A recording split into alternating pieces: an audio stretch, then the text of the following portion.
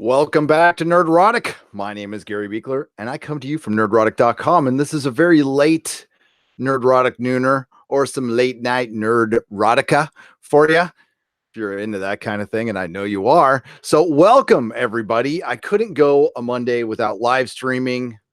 My schedule again got away from me, but I've got family. I've got my son here.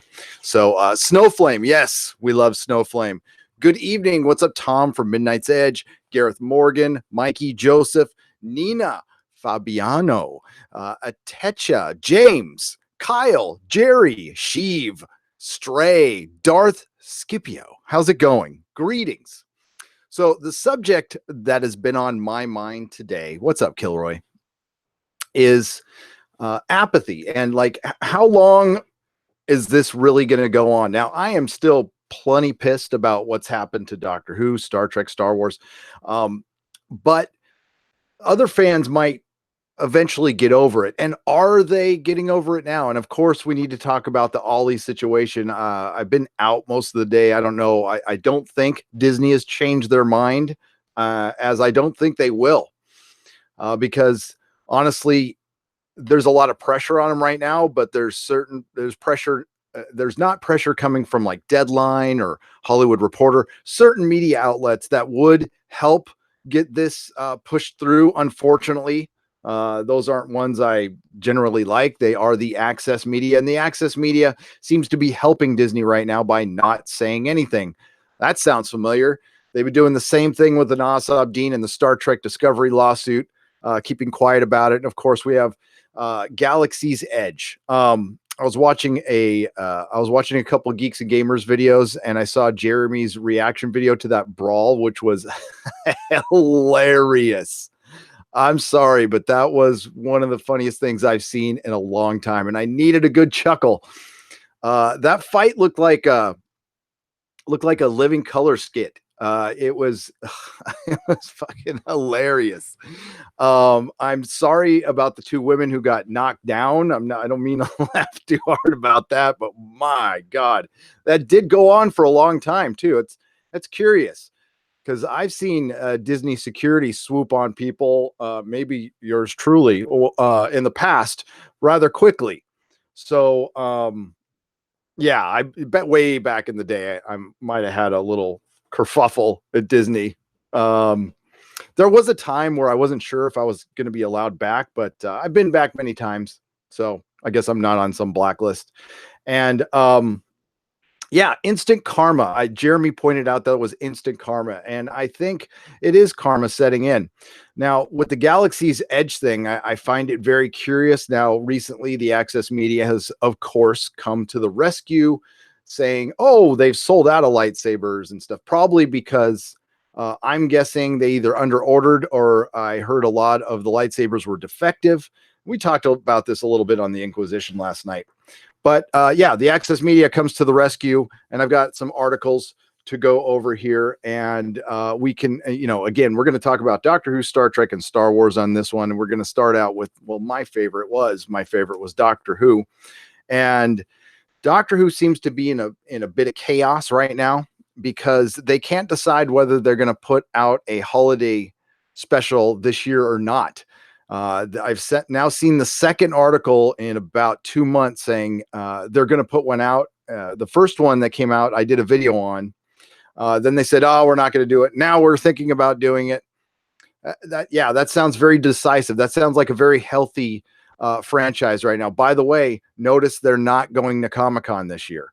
Now, they have skipped Comic-Con in the past, and it's usually due to the year break, but not very often. I think they've skipped it like 3 times in the last 10 years.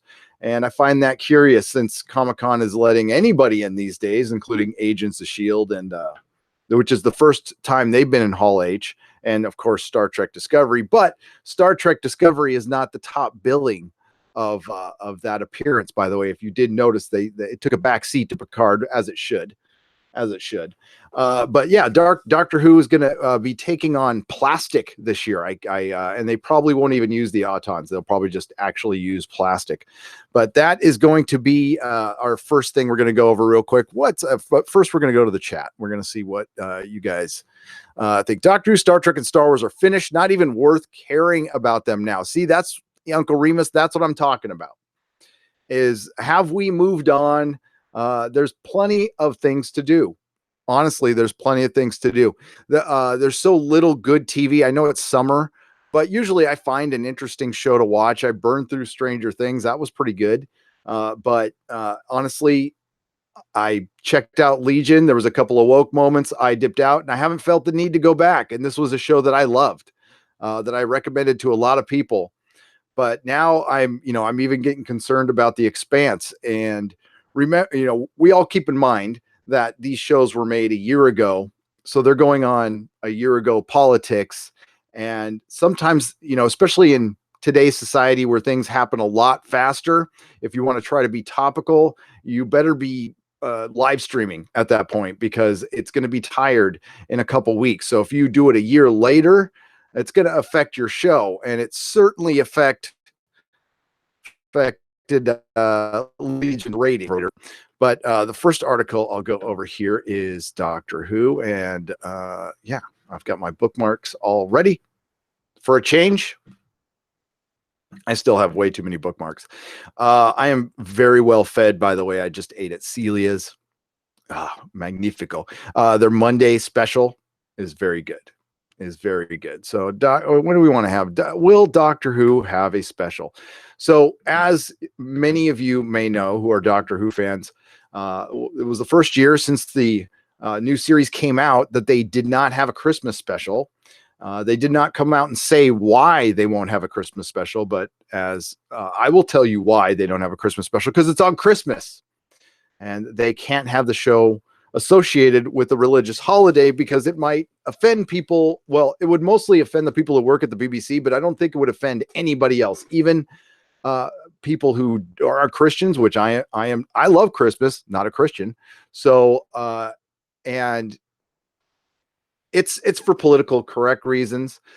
They gave all kinds of excuses, like we want to try something different because we want less ratings. We want to make less money. We want less people to watch our show. We want to, really out of the box thinking. And Star Wars is already starting to experience some of this. And you're going to see it spun, especially after episode 9 comes out. And I suspect it's, at first going to make a lot of money, but I'm betting it makes less than Rise of Skywalker. And then they'll bring up other movies that, other third movies that made less than the first one, and the media will spin it, but it will be what it is. And that's the thing that the access media cannot compete with. They, a lot of the people who cover Star Wars, they've already experienced this. We're experiencing this with Star Trek. We get it a little bit with Doctor Who, but it's more with Star Trek. And I say it's people who are actually telling you the truth about these things, who are on the ground floor, on the front lines of fandom, who listen and engage with the fans and hear that they are tired of these franchises because of identity politics, agenda, this intersectional feminism that's ruining everything right now. And people are just done. They're just done. I think Star Wars, we're getting past the anger phase and we're just getting to the I don't give a crap phase, which I've been at for a long time. That's why I haven't done a lot of Star Wars videos. And the only ones I will do is Schadenfreude. I will just enjoy its demise. There's a very interesting article that I saw on, I'll give the guy on, once I remember his name, I'll remember his or her name from Twitter. I will show that to you later. But first, let's get to this one. I'll probably do a separate video on that Star Wars one. It's an old article, but it's somebody explaining Galaxy's Edge and being honest about it, which is rare, but maybe something they shouldn't have said out loud, because I don't know if anybody caught it or maybe they did and I just missed it. But we'll start with Doctor Who right now. Doctor Who could air an extra episode before the new series. Now, again, they did this almost same exact article 2 months ago, a month ago, I did a video, and then they said, "Nah, we're not gonna do it." But now they might. We could be getting more Jodie Whittaker soon, sooner than expected. Oh my God! Is it because nobody cares about your show? Because nobody's talking about your show? There's no action figure lines. There's tchotchkes here and there. Of course, there's pop vinyls, but pop vinyls hardly count. It's a paint job on a little plastic ball in a box. It's oh God, I hate pops. Although I did sell them at the store. So yes, hypocrite, but I'm a parent, so I'm a hypocrite. When it was revealed that Jodie Whittaker's second Doctor Who series wasn't set to air until 2020, many fans cried, "Thank God." Oh, fans were gravely disappointed. Actually, I don't think anybody was gravely disappointed. Well, maybe some people were, but was anybody here in this chat gravely disappointed? But it now looks possible we could be seeing the return of the BBC Sci-Fi series sooner than we thought. Damn. Radio Times, the basically the publicity firm for Doctor Who, understands that a plan is in the works to air a standalone Doctor Who special sometime before Series 12 hits screens, possibly in a festive slot like New Year's Day or the Christmas specials that were released every year prior from 2005. Now, I'm telling you right now, it will not be Christmas. My guess that it might be like a day before Christmas or, well, if it was in America, I'd say Thanksgiving, but sometime probably in a month before. I don't think it'll be New Year's Day. I don't think they were happy with having festive all-time low ratings with their New Year's Day special. People don't gather. I don't know about the UK, but I'm guessing you guys don't gather around the television on New Year's Day. I'm guessing you're like any other Western country. You're hungover or had enough of your family after Christmas. However, it's also possible that the proposed episode will bypass the festive period altogether, airing in a less competitive slot to give the TARDIS team their best reintroduction this winter and avoiding the usual holiday themes favored by previous Doctor Who specials, because to be inoffensive, you can't really tell a good story. To be inoffensive and as bland as possible, you'll have the Doctor fighting circumstances, which I'm looking forward to. Circumstances or evil white men. I'm guessing there's an evil white man behind it. And there is, Chris Chibnall. Past seasonal specials have seen the Doctor and company take on robot Santas, deadly snowmen, and a Dalek on New Year's Day. Of course, you had to mention that one. That's the one in a couple of years people are going to forget. They're going to go, oh yeah, that was part of that god-awful 11th season that just could not end soon enough.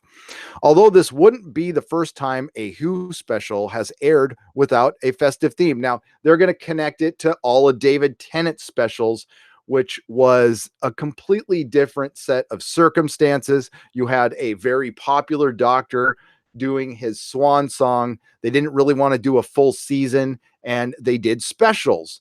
And as time has gone on, I appreciate these specials even more. Even the Next Doctor, which was one I wasn't crazy about at the time, but the Tennant specials in 2009 were spectacular. The Waters of Mars being by far the best. I love Planet of the Dead as well, but Waters of Mars is a tour de force for David Tennant in November of the same year. So really, a standalone non-festive special wouldn't be completely out of character for the modern Doctor Who series. I can't even consider it Doctor Who.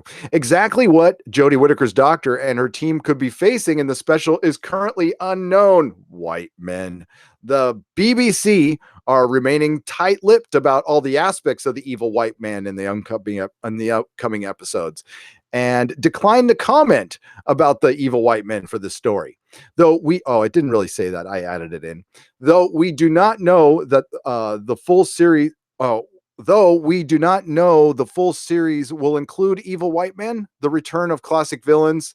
We know it's going to include evil white men and the return of the Jadoon, and which actually is kind of an allegory for evil police, So yeah, and a possible jaunt to wartime Paris, among other stories. So my guess is they're not getting an extra episode. So they're using one of the allotted episodes that they have.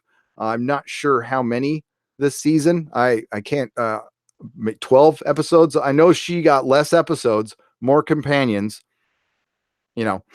For these and other exciting adventures, fans will have to wait until early 2020, according to BBC Director General Tony Hall. But it might just be that they'll have something to tide them over in the meantime. So, why the change of mind? Is it? I mean, how often do you hear? How often do you hear a company that's producing a television show go, we're going to give you an extra episode, unless it's completely dying, and they're worried that the chatter for Doctor Who has completely died down, even the outrage. I think most people are completely over it. Yes, there are YouTubers who are have dedicated their entire channel to Doctor Who, which that's cool. There's plenty of old Doctor Who to talk about, but you never want to put your eggs in one basket. But yeah, so my belief is they are a little worried that nobody cares, and they would be right. They would be right that nobody cares anymore. Um, any information has been met with apathy. Bringing back the Jadoon was supposed to be some big return of some Tenet era villains that nobody really cares about. And unless you bring back David Tennant and Russell T Davies and get rid of Jodie, nobody's going to care. Doctor Who wouldn't be in this situation if they just decided, even with Jodie, it wasn't just Jodie. It's every time they're doing these recasting or race swapping or sexuality swapping, it's not just that. We know what comes along with it.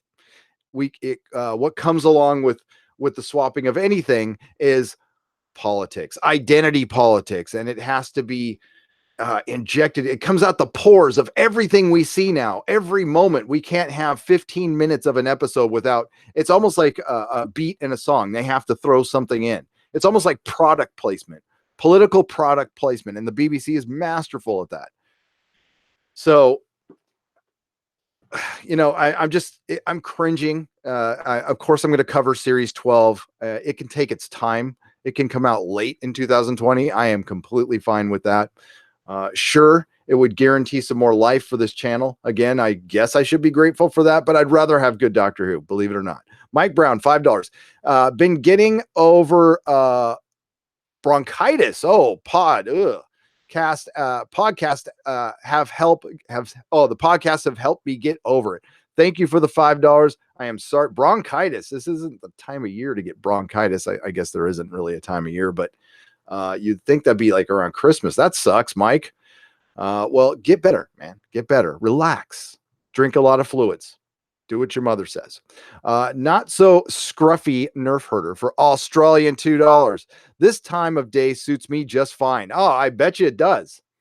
I bet you it does. Yeah, I really wanted to do this at noon, but again, too many things to do today, including a video. Brother Malachi for $5. To be gravely disappointed, you actually have to care first. That is a great point. And do I care about Doctor Who? No. That's the thing. It'll be interesting seeing it in series 12 because I'm really over it. Season 11 made me completely over it. I'm like, you know what? I can now just be okay with Doctor Who. For me, I know everybody has their own personal ending, but for me, 50th anniversary, and Matt Smith talking about, I'm going to go look for Gallifrey, and we can end it right there with that last scene with the really bad CGI heads on the Doctor. I can end it with that. That was great. Poor Peter Capaldi, but honestly, most of his run was filled with PC politics, and it's unwatchable. Cardinal Sim for $2.99. Hail, Gary. Did you still see punk shows Avengers?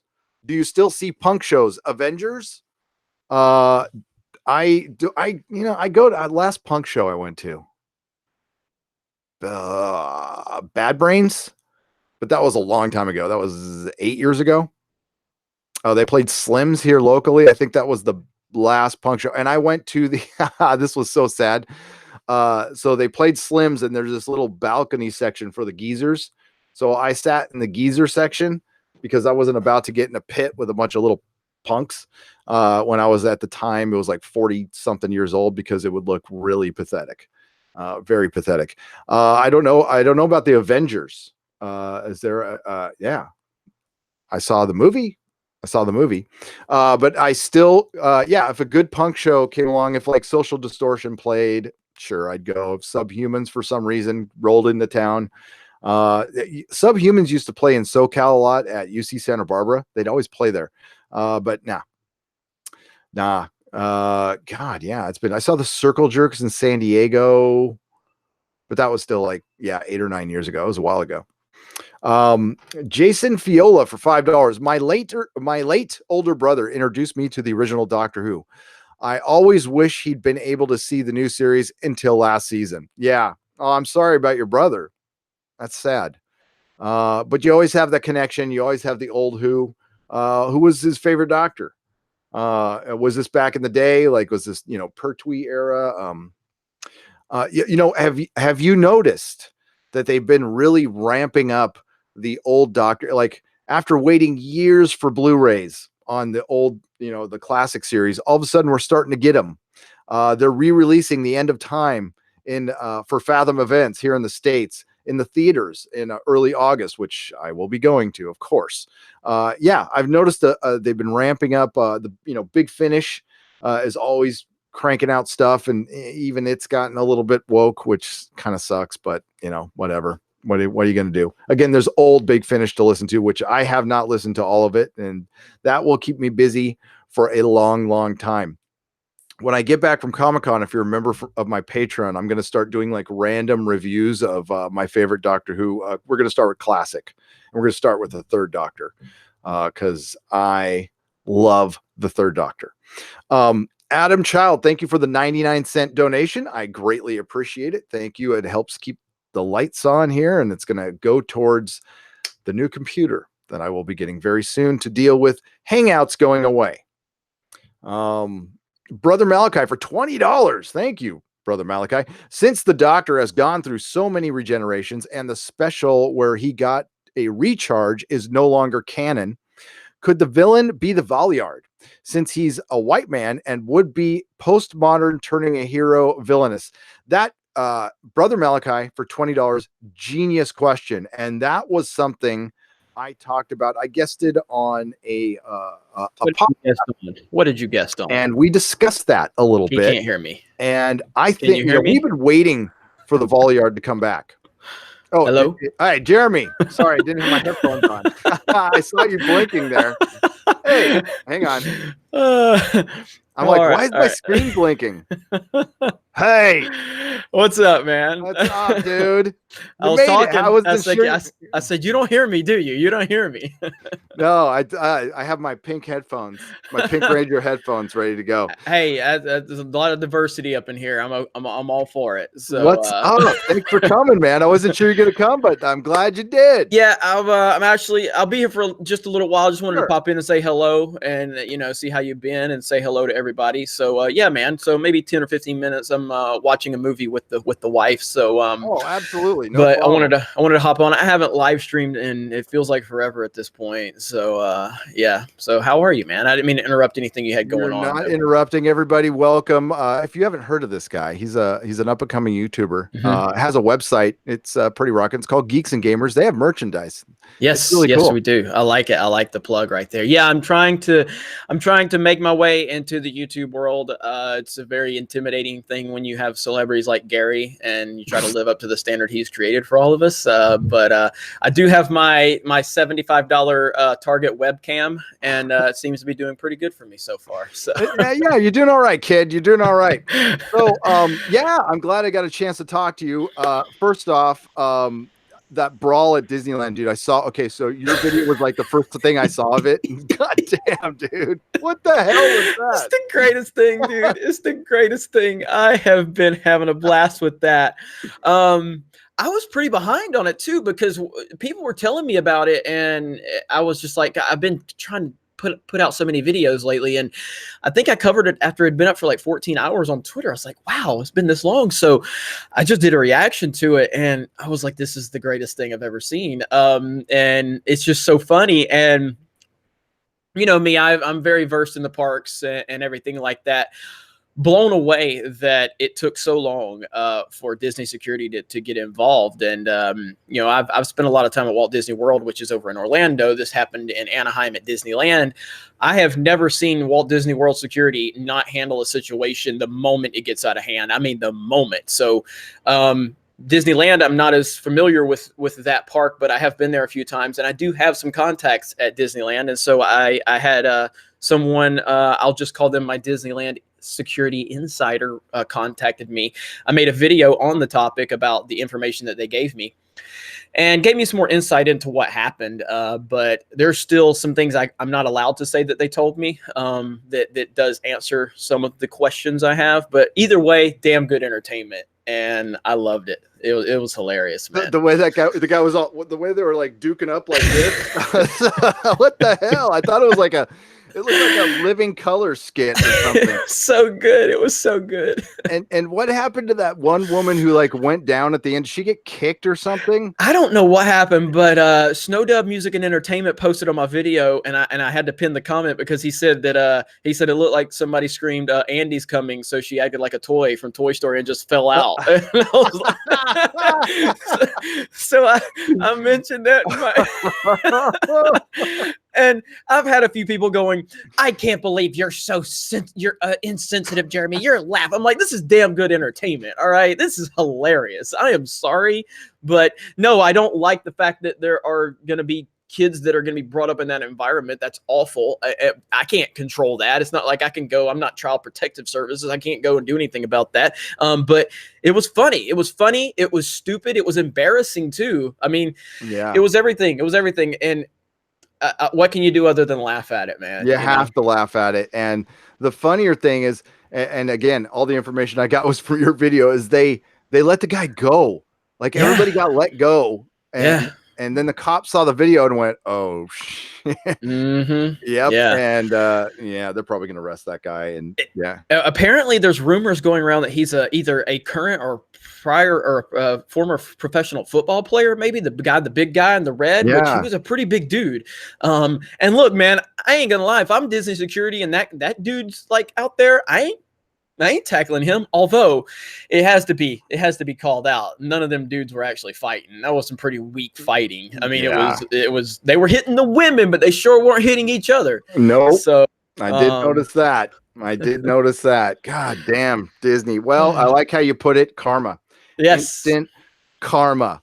It's a real thing, and it's a beautiful thing, honestly. No, it's you know, I'm a firm believer in karma. I am. Maybe other people don't, and that's fine. I'm not telling you have to believe that, but I do believe in karma, and I do think it's funny how Disney has claimed that they don't want to have any association with death with the whole Spider-Man gravestone thing, which is nonsense and garbage, as I've covered in many of my videos, where they wanted to stand on the grave of Walt Disney and say how that was all for him because that was Walt's standards, which anybody who knows anything about Disney at this point knows that they've moved so far away from Walt Disney standards. It's not even funny for them to use that. So I think it's kind of funny that they've tried to tiptoe around the Spider-Man thing for PR reasons, and this is blown up in their face. Like, this is a big PR nightmare for them, and I do believe in karma. So and you know, I'm not saying I know anything, but I'm just guessing the time Walt Disney, you know, was around. Some of those standards that he used to have probably wouldn't go so well today. I'm not saying they're public or anything, but I know Disneyland used to be a pretty strict place, we'll just say, and very strict on a lot of things that they probably wouldn't want the public to know. Wouldn't have aged well. Yeah, and you know, as a fan of Disney and especially old school Disney, I don't even know if I recognize what Disney is today. But you know, Walt Disney was he knew that as time progressed and the company grew, they would do a lot of changes and they would move away from a lot of the policies and everything. But there are blatant policies that they have moved away from simply for the almighty dollar. He had one of his most adamant things was to keep the Magic Kingdom as a dry park, meaning no alcohol sold in the parks, because he was very adamant about keeping that a family atmosphere and not having it a place where the family spent time together and stayed together. And if you start selling alcohol, then you're going to create a divide to where, the parents are going to want to go off and get drunk and they'll put somebody else with the kids, and that creates a split in the family, which is not what he wanted. Well, just a few years ago, they made the decision to start selling alcohol in the Magic Kingdom. Suddenly Walt's vision didn't matter to them. Because why? Because alcohol is a billion-dollar industry and you can make a lot of money at it. It's just, it pisses me off that they want to sit there and use Walt Disney standards to go, this is why you can't have Spider-Man on your tombstone because we honor Walt. I'm like, oh, this drives me crazy. It pisses me off so much. Crap. They're so full. And they're trying to spin right now that Galaxy's Edge, at least in Disneyland, I don't know about Disney World, is an empty. And God, I was really close to going to find out for myself, but after this whole Ollie thing, I don't even want to give them money for parking. Here's what I got for you. Here's what I got for you. Good chance me and you're going to be able to walk in there with no charge when I'm there in a few weeks. So, all right, there we go.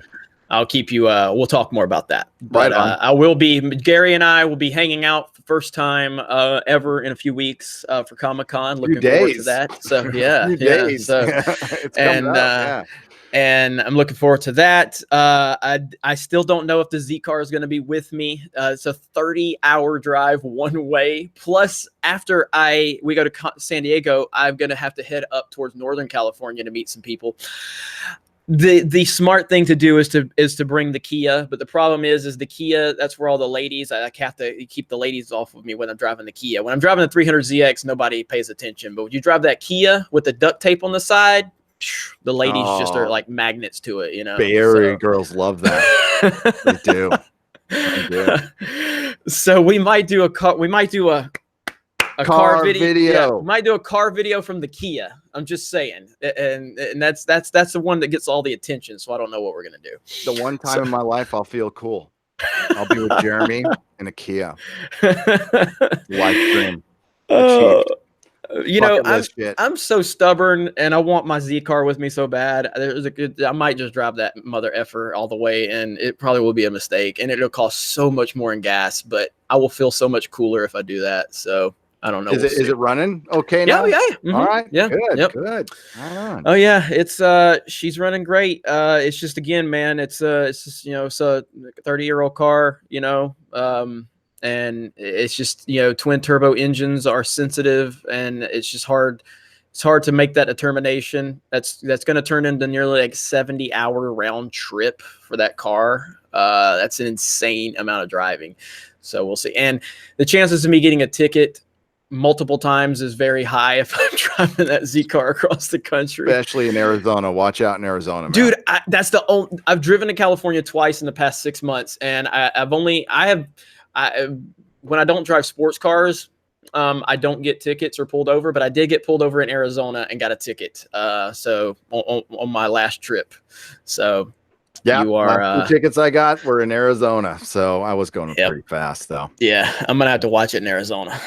The Kia Korean for sexy beast, Kia. Hey, real quick now, I don't know your thoughts on Stranger Things season 3. Obviously, no spoilers, so just want to get your basic thoughts on it. I loved it. It had some woke moments in it that you just can't avoid in anything these days. Mm-hmm. And the typical bad father stuff without getting spoilers. But other than that, I enjoyed it. I enjoyed it too. Season 1 is perfect for me. Yeah. I mean, it's about as close as you can get to a perfect season of television. I really loved season 2 also. Not perfect, and what was it, episode 7 or 8, whichever one that weird episode was. Yeah. That really derailed it a little bit. But overall, if you eliminate that terrible episode from it, I really loved season 2.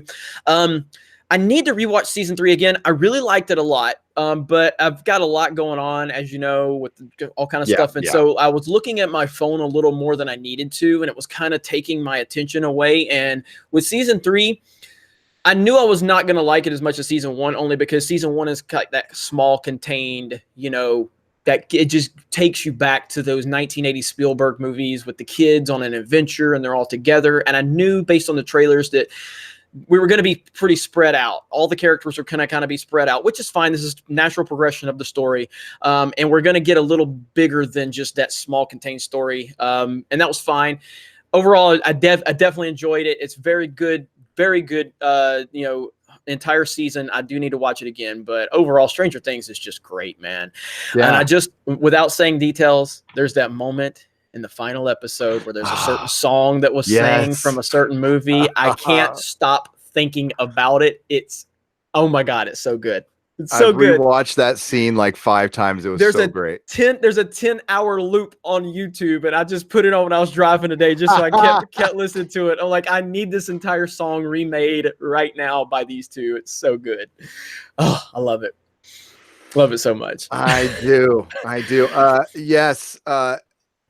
Yeah, I liked it better in season 2, but because it moved faster and because of that 7th episode where she goes and trains to become an X-Men, and that was just such a weird episode. It was a weird episode. Yeah, it really was.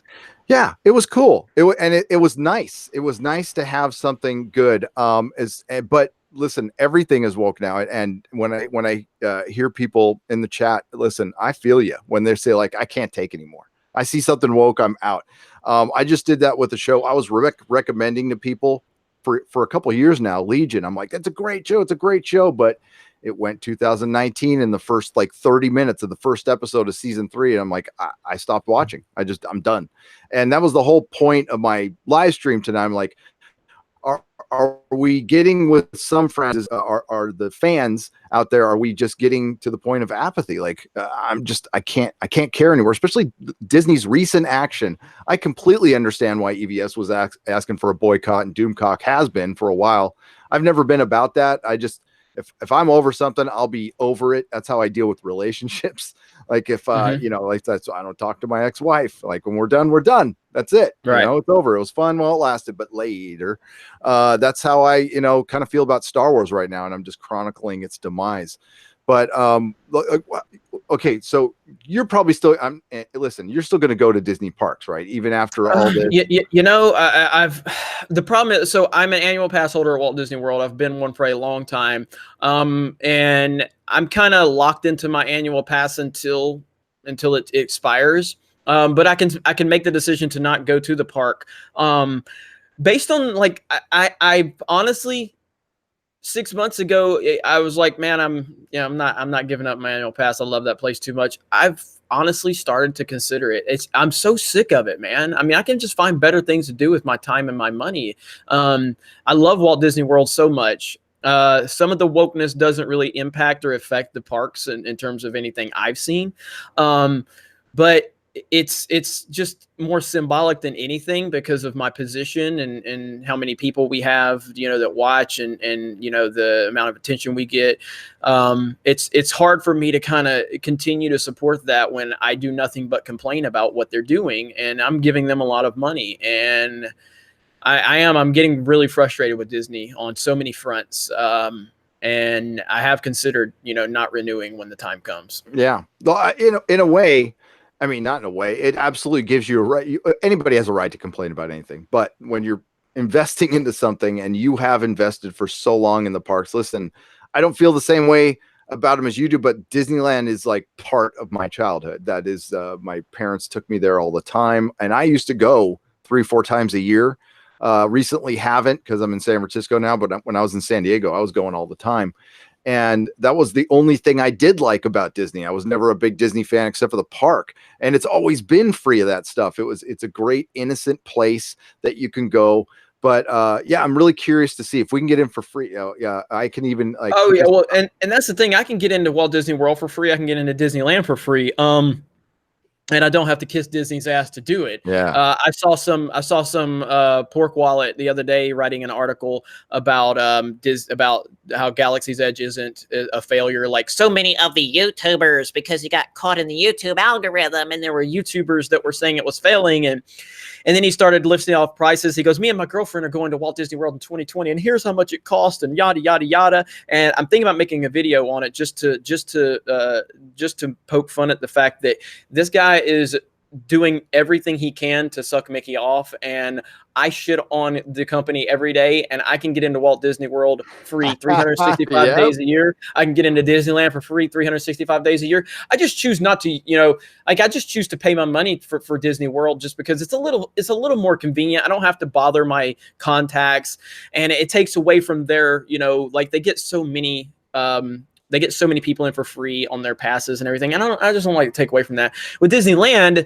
it's something I definitely would take more advantage of, because they're actually big fans of Geeks and Gamers, which makes them even madder, because they're like, Yeah. who are these Disneyland employees that like Geeks and Gamers? Yeah, there's a lot of them, you idiots, because there's a lot of them that agree with what we are saying every day. They can't just, it's their job. It's not like they can go to work and just shit all over Disney and tell them how bad it is. But there's a lot of people within those walls that agree with what you and I are saying every single day.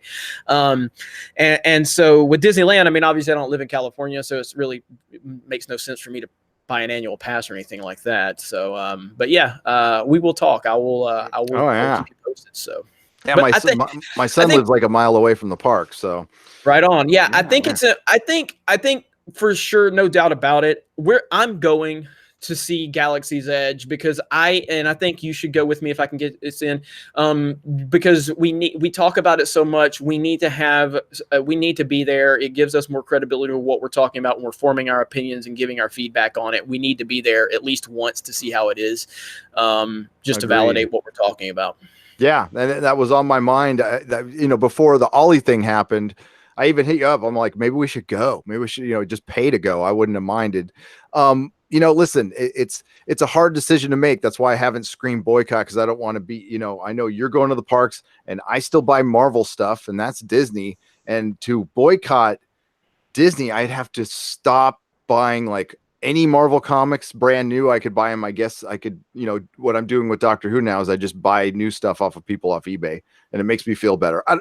They're still getting their money in a roundabout way, but yeah, I'm getting close to there too. I'm getting close to that point too, where I'm just like, this is like, it feels kind of dirty, like in their stuff. It does. I mean, I remember I got a lot of grief for, when the channel first started taking off, I would get a lot of grief from people because I was the face of the anti-Star Wars movement and the Lucasfilm movement. People were saying, well, why do you keep giving your money to Disney and the theme parks? And, I always kind of gave my standard answer. I do what I want with my money. You can do what you want with yours. I think there's a certain way you can look at it, for the fact that I'm a paying customer. And I'm still willing to be that critical. Like, I'm willing to put that much of my money up to go to these theme parks and have that access because I enjoy them so much. But I'm still willing to be just so critical of the company practices and the things they're doing in their other divisions. I think there's something to be said about that I'm a paying customer and I continue to voice my displeasure. And that gives me credibility, because so many people go, oh, Jeremy just hates Disney. I give Disney money every year because I like certain aspects of their business. I hate other aspects of the business, but I clearly am not a Disney hater. I love Disney in terms of what they once represented, just like I love Star Wars for what it once represented. I just don't like what it's become now. And so it's a balancing act for sure. It definitely is. But people, when they call me out or call you out or whatever for saying like you're still giving them money, it's a valid concern and it's a valid thing to call us out on. But you still have to look at our side of things too, where it gives us credibility to say we're a paying customer and we're still frustrated enough to call out this company from that aspect. So yeah, because we do care. I mean, I absolutely love Doctor Who, Star Trek, and did love Star Wars. And this is passion. That's what it's about. That's what fandom is about. And of course, we still have to cover stuff to review it, which I will continue to do. I'm not gonna, I'm gonna see The Rise of Skywalker. I'm not gonna not see that movie. Now, how I see it, well, we'll see. how I see it. Yeah, I We'll heard see that. Well, I how mean, clever I can get, but yeah, I mean, I went and saw Spider-Man: Far From Home. I paid money to go see it, and I didn't like it that much. It was fine. I didn't hate it. I think me and you were pretty much on the same page on that yep. movie, where it's just kind of it's all right, you know. Have we told them? Have you told them what we're thinking about doing here with Mahler and all that? Have we talked about that? No, So but we can if you want. I mean, I yeah, I don't. mean, I think we're gonna be me, you, and Jeff are gonna try to work something out where we can go on with the EFAP guys and kind of have a debate on Homecoming, because Homecoming's garbage, And they love it. Yeah. and they love it. So we're trying to work that out. I don't get me wrong, I liked Homecoming initially when I saw it the first time. Or I've only seen it one time, and like back then for Geeks and Gamers, me and someone else who used to be with Geeks and Gamers, literally we would bring our equipment to the theater, and as soon as it ends, we set up our cameras and our lights, and we did a review from within the theater. I love And that. so it's just the most raw reaction you can get. So I think I gave it like an 8 out of 10. And I talked about how it was safe, and there wasn't a lot of stakes, and it felt kind of paint by the numbers. And I didn't like the world that Spider-Man inhabits, but I love Tom Holland, and obviously Michael Keaton was great. But as soon as I walked away from it, I just felt so bland about it. And it was so boring. And I was like, I don't like this movie that much. I mean, it's not a bad movie, but it's not a good movie either. It's just kind of blah, No, that's and I kind of. think that's what we're going to be getting. It's not going to be bad. It's going to be very a blank piece of paper, a beige wall, very safe. Yeah. Nothing. I'm not spoiling. Oh, I don't know. Plug your ears, everybody. Nothing matters in Far From Home. No. There's speaking of no stakes, like nothing matters. Tom Holland is a very likable kid, and there's nothing other than him bending the knee, but that's the Access Media forcing him into that question. And but other than that, yeah, it's Tom, you were just in here for Midnight's Edge, and I brought this up on Friday night. I want to hear what you think of it. I just noticed on the Inquisition last night, I'm like, wait a minute, they haven't even talked about his origin once. They've referred to it once, but they haven't spoke about, like, how did you get his powers? They haven't shown in a flashback scene how he got his powers. There's certain side characters they've introduced, but it almost feels like they can't introduce Mary Jane. And it's starting to feel like there's between the deal between Sony and Marvel to basically rent Spider-Man, that Sony is not allowing Marvel, or Marvel is choosing not to use certain characters because of rights issues. And that's why we got the Peter Tingle instead of Spider Sense, and certain aspects of the Spider-Man character aren't there. And Yep.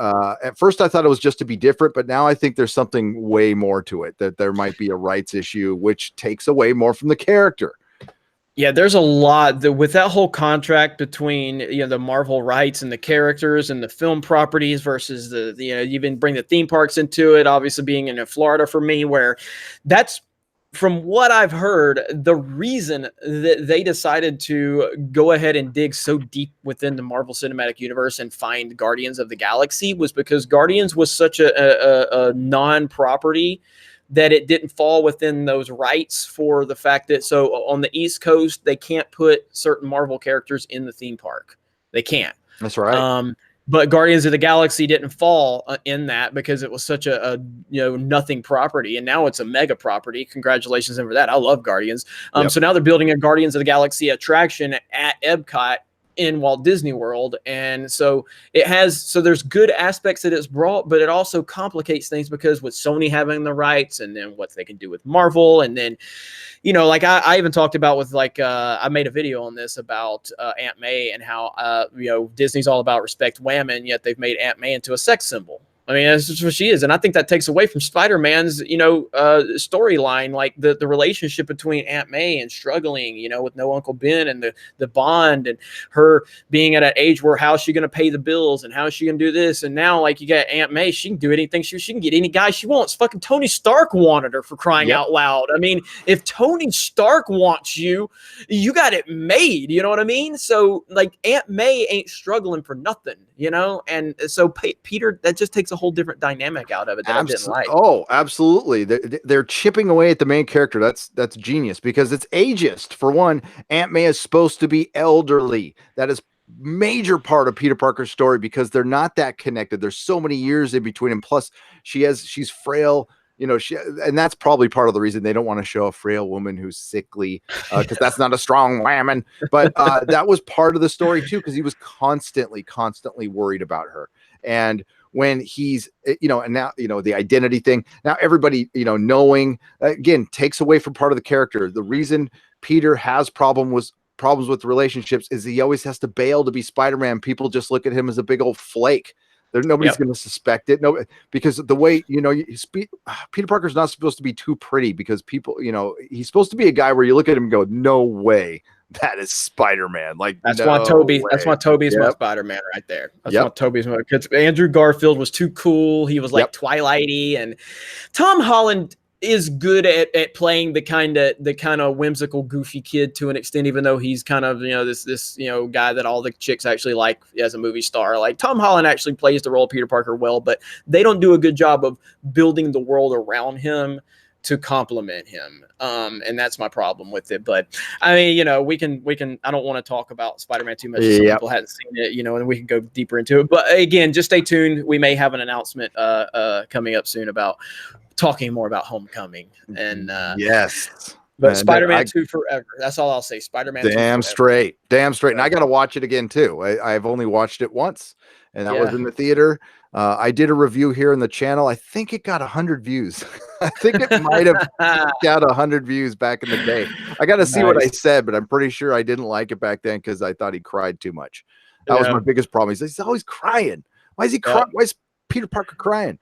Well, think about it, man. Think about movies like, all right, so I'm a big Nolan fan, Dark Knight trilogy. Like, think about the stakes that you felt in that movie, how gritty it was and how different it was with the Batman Begins, the Dark Knight. I know some people have a problem with the Dark Knight Rises, and I totally understand that, but the first time I watched The Dark Knight Rises, and I still love The Dark Knight Rises, I acknowledge it has more issues than the other two, but the first time I watched The Dark Knight Rises, spoilers, I thought he was dead. I thought he was dead. I was like, holy crap, Nolan did it. He killed him. And then obviously we get the scene at the end and he wasn't dead, but you were at that, like, the stakes in that movie led you to that. Like, I would never feel that way about a movie these days unless it was something like Endgame. Spoilers. Again, we all knew that's where this was going with certain character and ending. We knew that was happening. You know what I mean? It wasn't unexpected at all, but to kill Batman off, like, I know Nolan ultimately didn't, but you thought that it was possible because those movies had such stakes and such grittiness to them. We don't have that right now. We just don't. You're right. And I agree with you. I mean, the reason I don't like The Dark Knight Rises was the knee brace, the super knee brace, and the fact that he quit being Batman over a girl. What about died? But what about other than that, the trigger? Where's the trigger? But I love Nolan. I freaking love Nolan, and I think I could argue, and there's videos out there that there's still a question on whether he was alive or not. Maybe Alfred was just seeing what he wanted to see right there, and it didn't really happen. There's, it's murky. But I think Nolan, if Nolan really wanted to leave it open-ended, it would have been Inception style. He put it too on the nose for it to not be the way it appeared to be, in my opinion, as someone that follows his movies very closely. I agree with that. I agree with that assessment. I do, man. So, dude, I'm going to see you in like 10 days, 5, 6, 7 days. This is crazy how quick this came up, but I'm glad you're going though, man. Because I am too. I would never go been down alone. I would have had a good time, but it's nice to have somebody to hang with down there. And Mike S. Miller said he lives in the area, so he's going to get up with us. So nice. Comicsgate. So looking forward to that. Major Comicsgate. Plus, I love he drew the Game of Thrones comics, dude. Like, right on. Yeah, they were great. So I might buy some art from him for sure. And, so it's going to be cool, man. It's going to be cool. Oh, and there's a cut. Well, I can't say it here, but Bi Curious Jeremy is here, by the way. There's so many Jeremy accounts, man. There's a gay Jeremy. There's so many. I can't keep up, man. So I've been seeing bi-curious Jeremy in the chat. And I'm like, oh man, I I love love it. it. I seriously, I appreciate all of the Jeremy accounts. You guys have no idea, dude. So earlier, somebody. some person that hates me, they were complaining and they were arguing with the Leia account, my dog.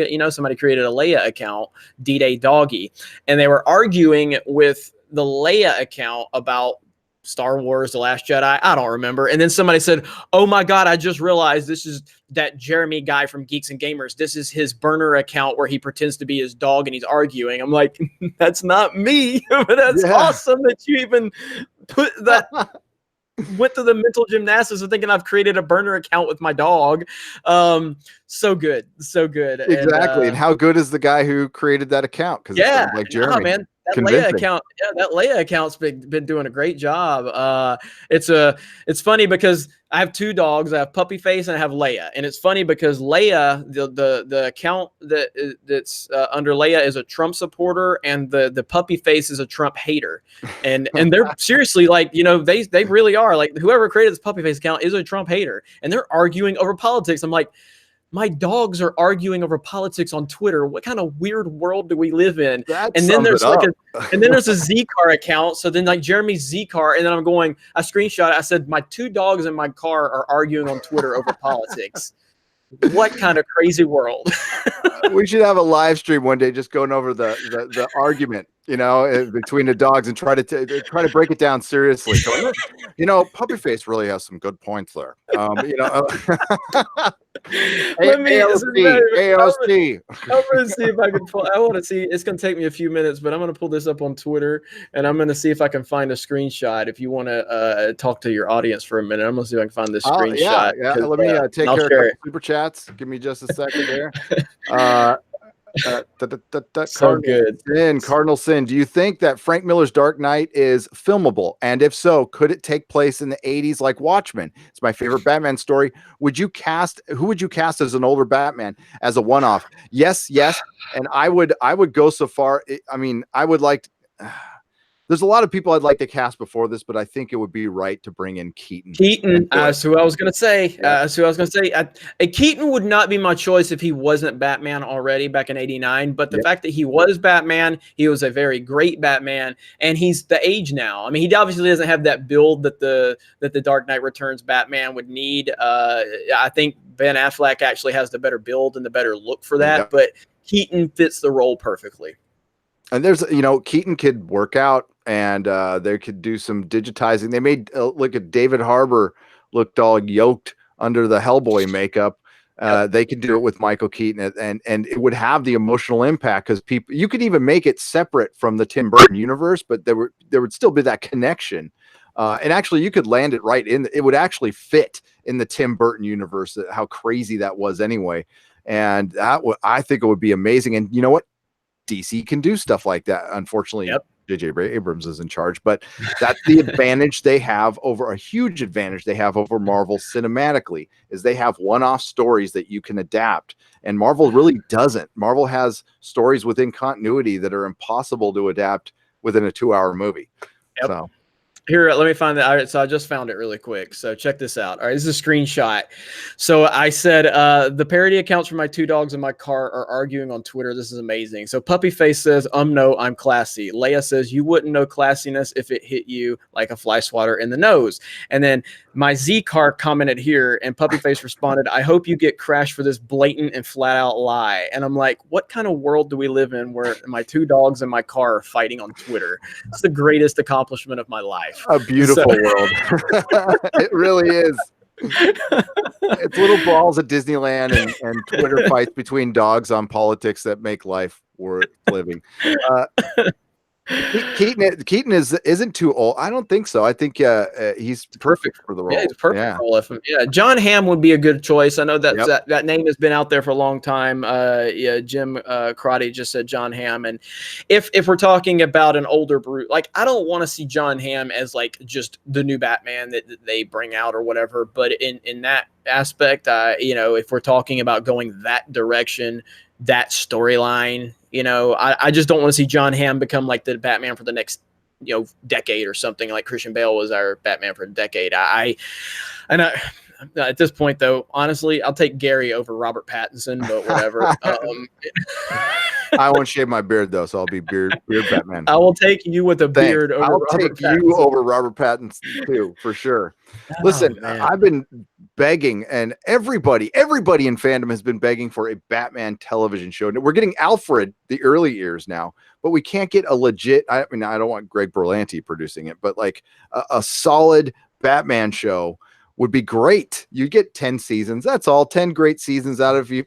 Maybe not producing it now. Maybe once the Great Awakening hopefully is over in a couple of years. Yeah. Yeah. You could do so much with television series, and even if and now obviously with streaming and everything, but like I get criticized for being somebody that holds on to the Christopher Reeve Superman, but I don't agree with that at all, because while I love Christopher Reeve Superman and is the definitive Superman, and there's no arguing that's a fact. I don't like Man of Steel. I didn't like Superman Returns, even though I liked Brandon Routh in the role. I didn't like the movie that he was in. So it's not about gatekeeping Superman, because I loved Lois and Clark. I loved the Me Adventures too. of Superman. Yep. Thought it was fantastic. It had the right amount of charm. It was a little hokey, and it got Metropolis right, and it had the hottest Lois ever in Terry Hatcher back in the day. And it just worked. It wasn't a big budget or anything. Perry White was awesome. Jimmy Olsen was awesome. Like, it all worked. I thought it was great.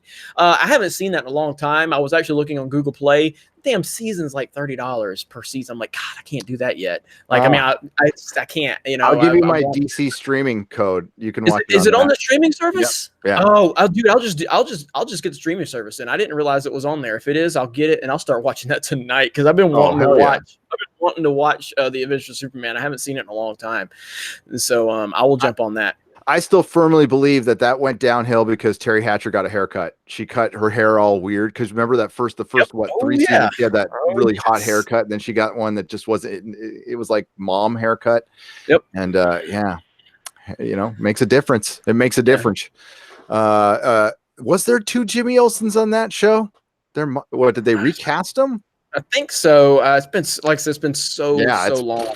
It has been so long since I watched it, and that's why I want to watch it again. So I'll get the streaming service, the DC streaming service. How much is it? It's like what, $10 or something like that? It's you can get however long it lasts. If you pay $75, you get 15 months up front.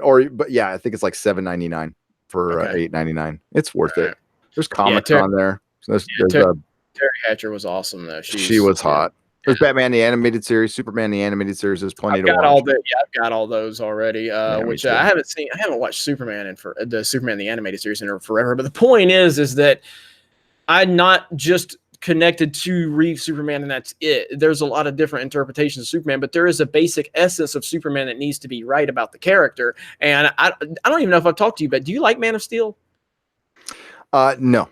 Okay. I hate it. I hate it. And again, this is a Christopher Nolan fanboy, okay, that hates it.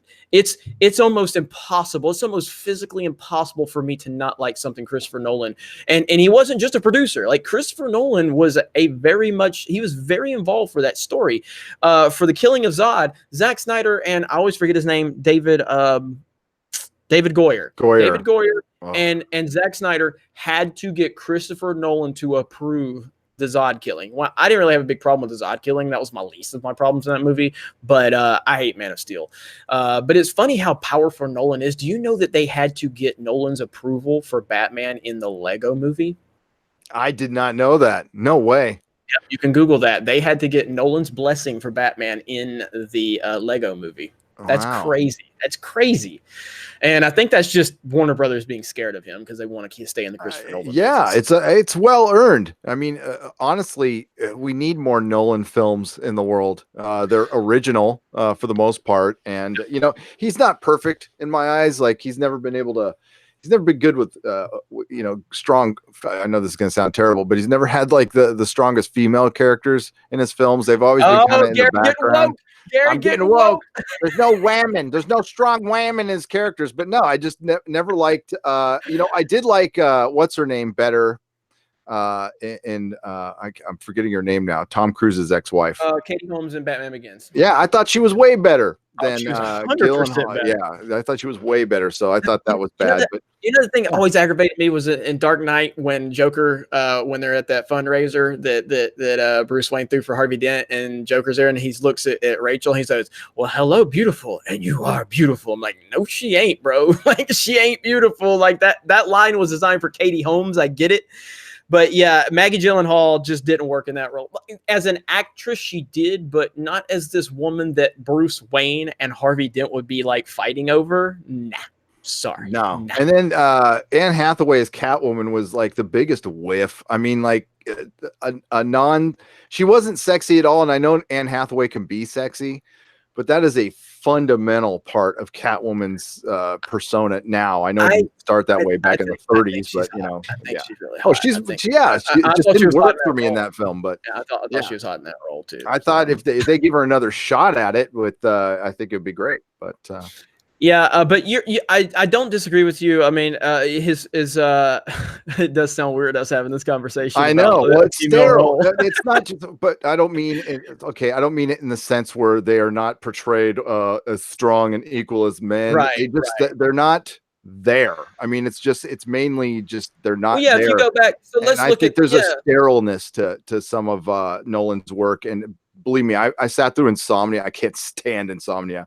And the funniest really. story I have of, oh God, I was watching it here in San Francisco, and a guy like fell asleep and started snoring out loud, and everybody started laughing in the film Insomnia.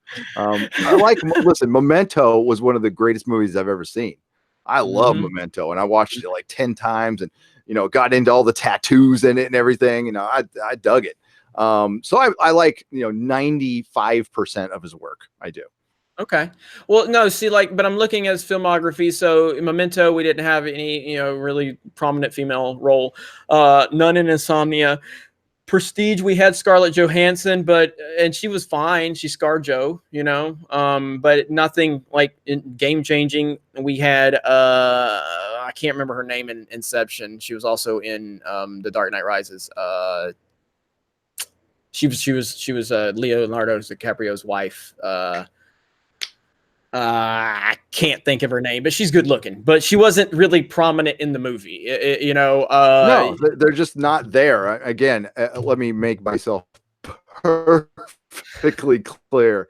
It's not about they're not represented as strong and equals, and we have to get the Bechdel test out. No, they're just not there. Because I do like women. I like to see them on screen.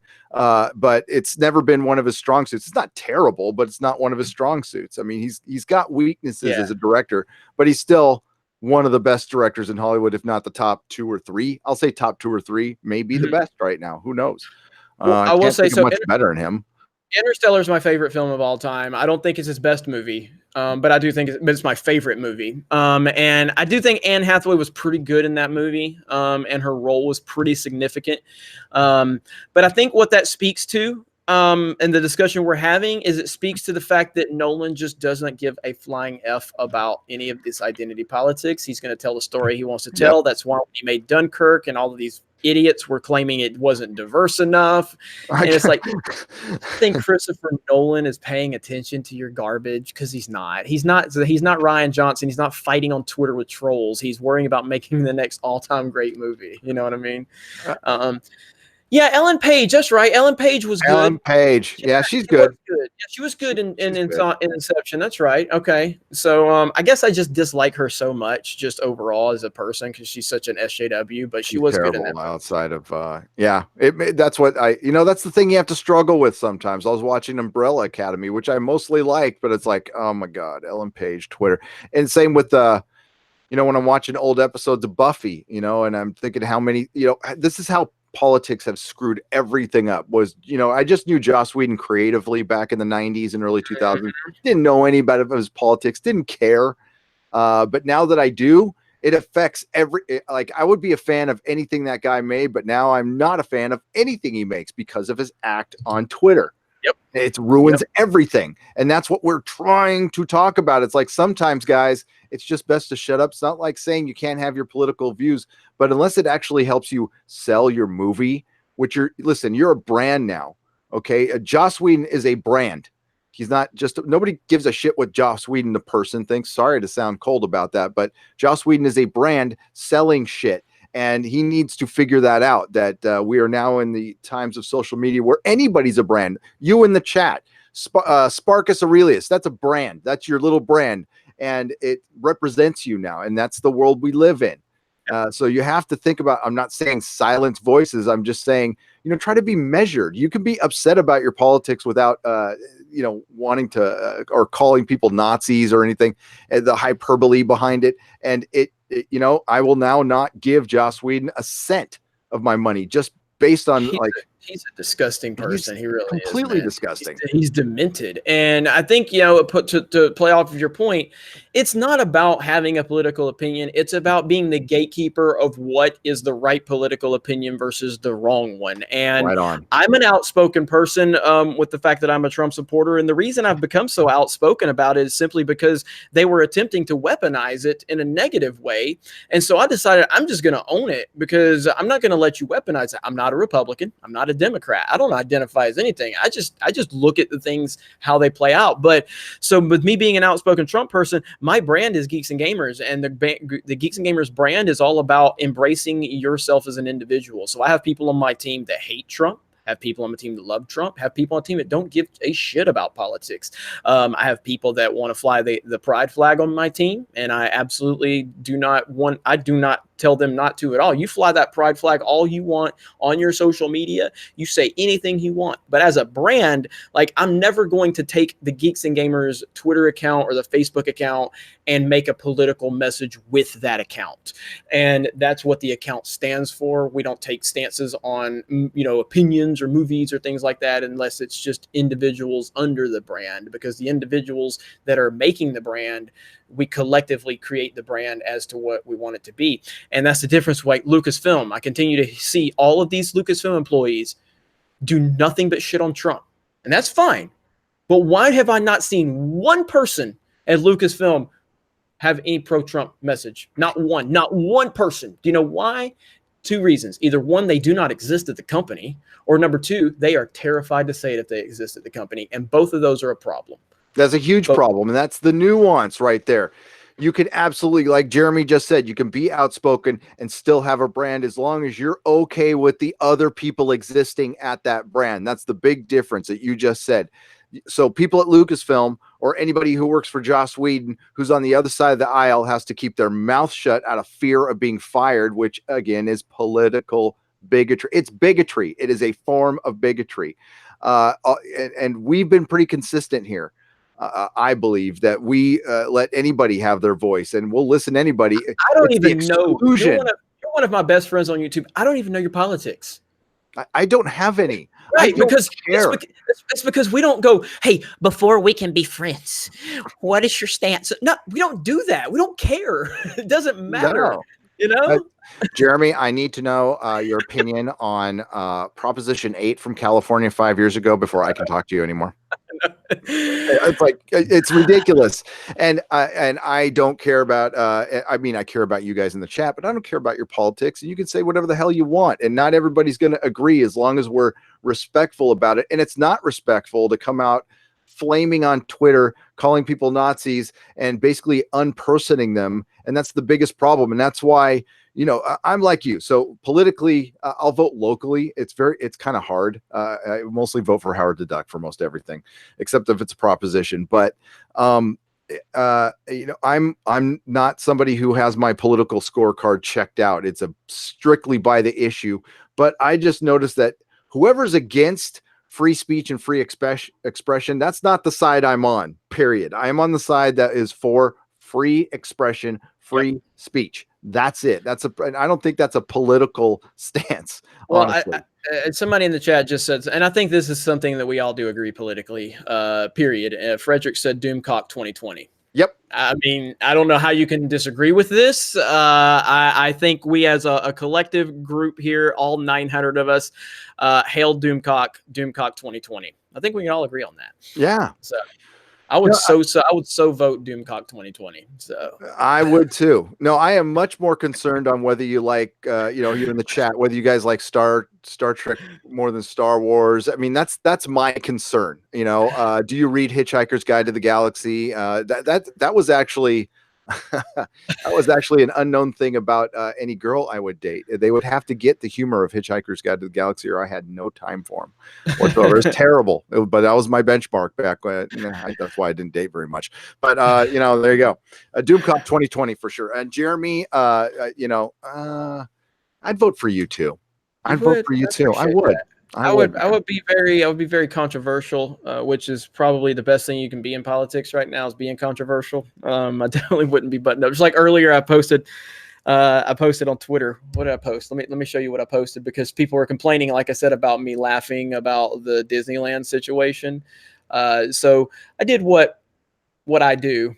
And I'm gonna do a screen share. This is how you apologize. If I upset anyone by laughing at the Disneyland fight situation, I want to apologize. I'm sorry that you're so damn sensitive that you can't enjoy damn good entertainment. That is how you apologize. Yep. I am so sorry about that stick up your ass. Maybe you should get it removed. It must hurt. Yes.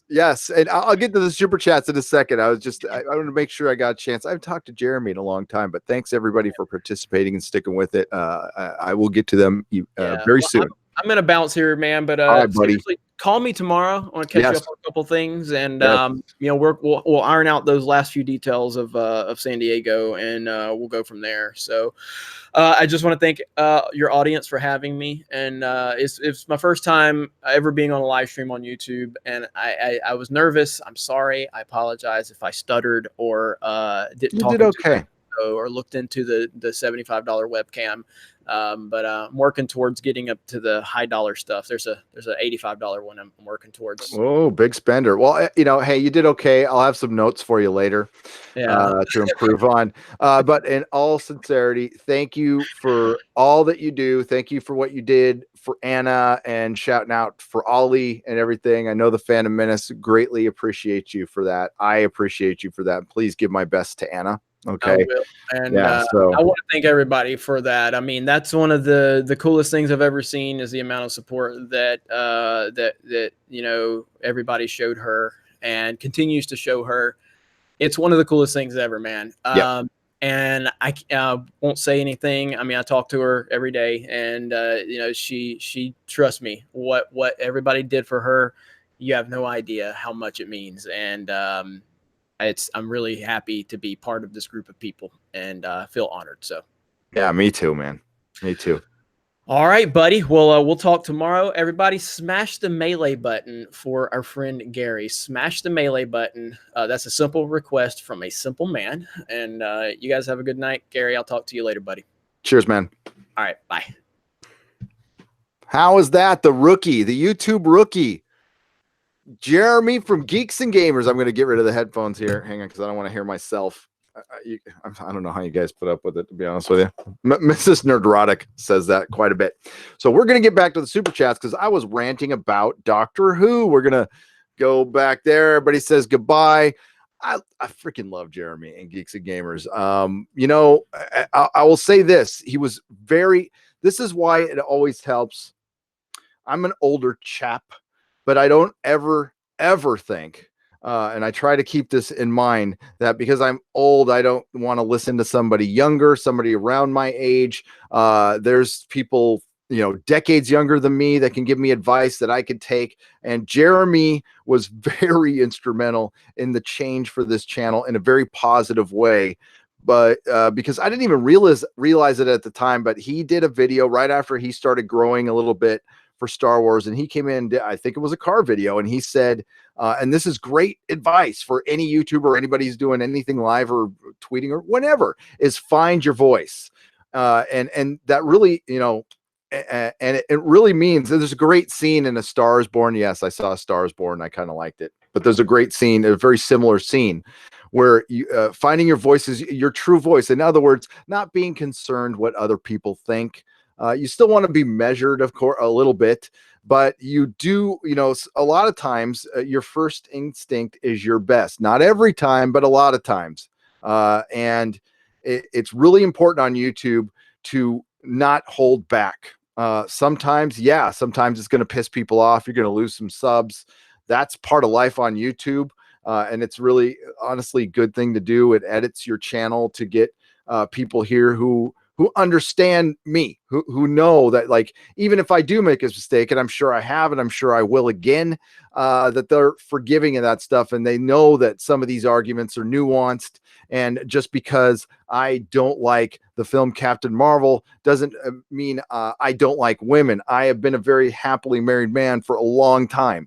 And that probably means I kind of like women. And, but I don't have to say that qualifier anymore, because I don't care. I know what's in my heart, and I know everybody in this chat, you guys know what I'm about, and I appreciate you. And if you're out there and you're new, please participate in the chat. We have a good time here. Wow, 1,000 watching so late. That's great. I'll take. It would be nice if the likes were up, but I'll take what I can. But yeah, definitely lick that like button. And please subscribe if you have. I know over half the people watching right now are not subscribed. That's what the analytics tell me. And well, you always want to listen to the analytics of YouTube. All right, back up to the super chats, but I'm going to get back to the. We're going to go back and forth here. I hope everybody's settled in. I hope we're all settled in, because I'm going to be here for a little while. So. Where was I? I was not so script for I only got to 4. That's pretty pathetic. Adam Child. Okay, Cardleson, $9.99. If they had to have a female doctor, why not cast Tilda Swinton?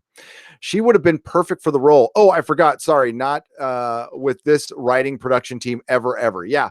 Honestly, with this writing production team, a male doctor would have been too woke to handle. I mean, let's be real honest about that. It doesn't matter if it's man or woman. The thing went so effing woke. I wouldn't care. And that was honestly, listen, my feelings have never changed. I think they should create a new character that they can put in the Doctor Who universe and make a show on and build from the ground up. Or they have female characters that already exist that you can make a new show on instead of replacing it.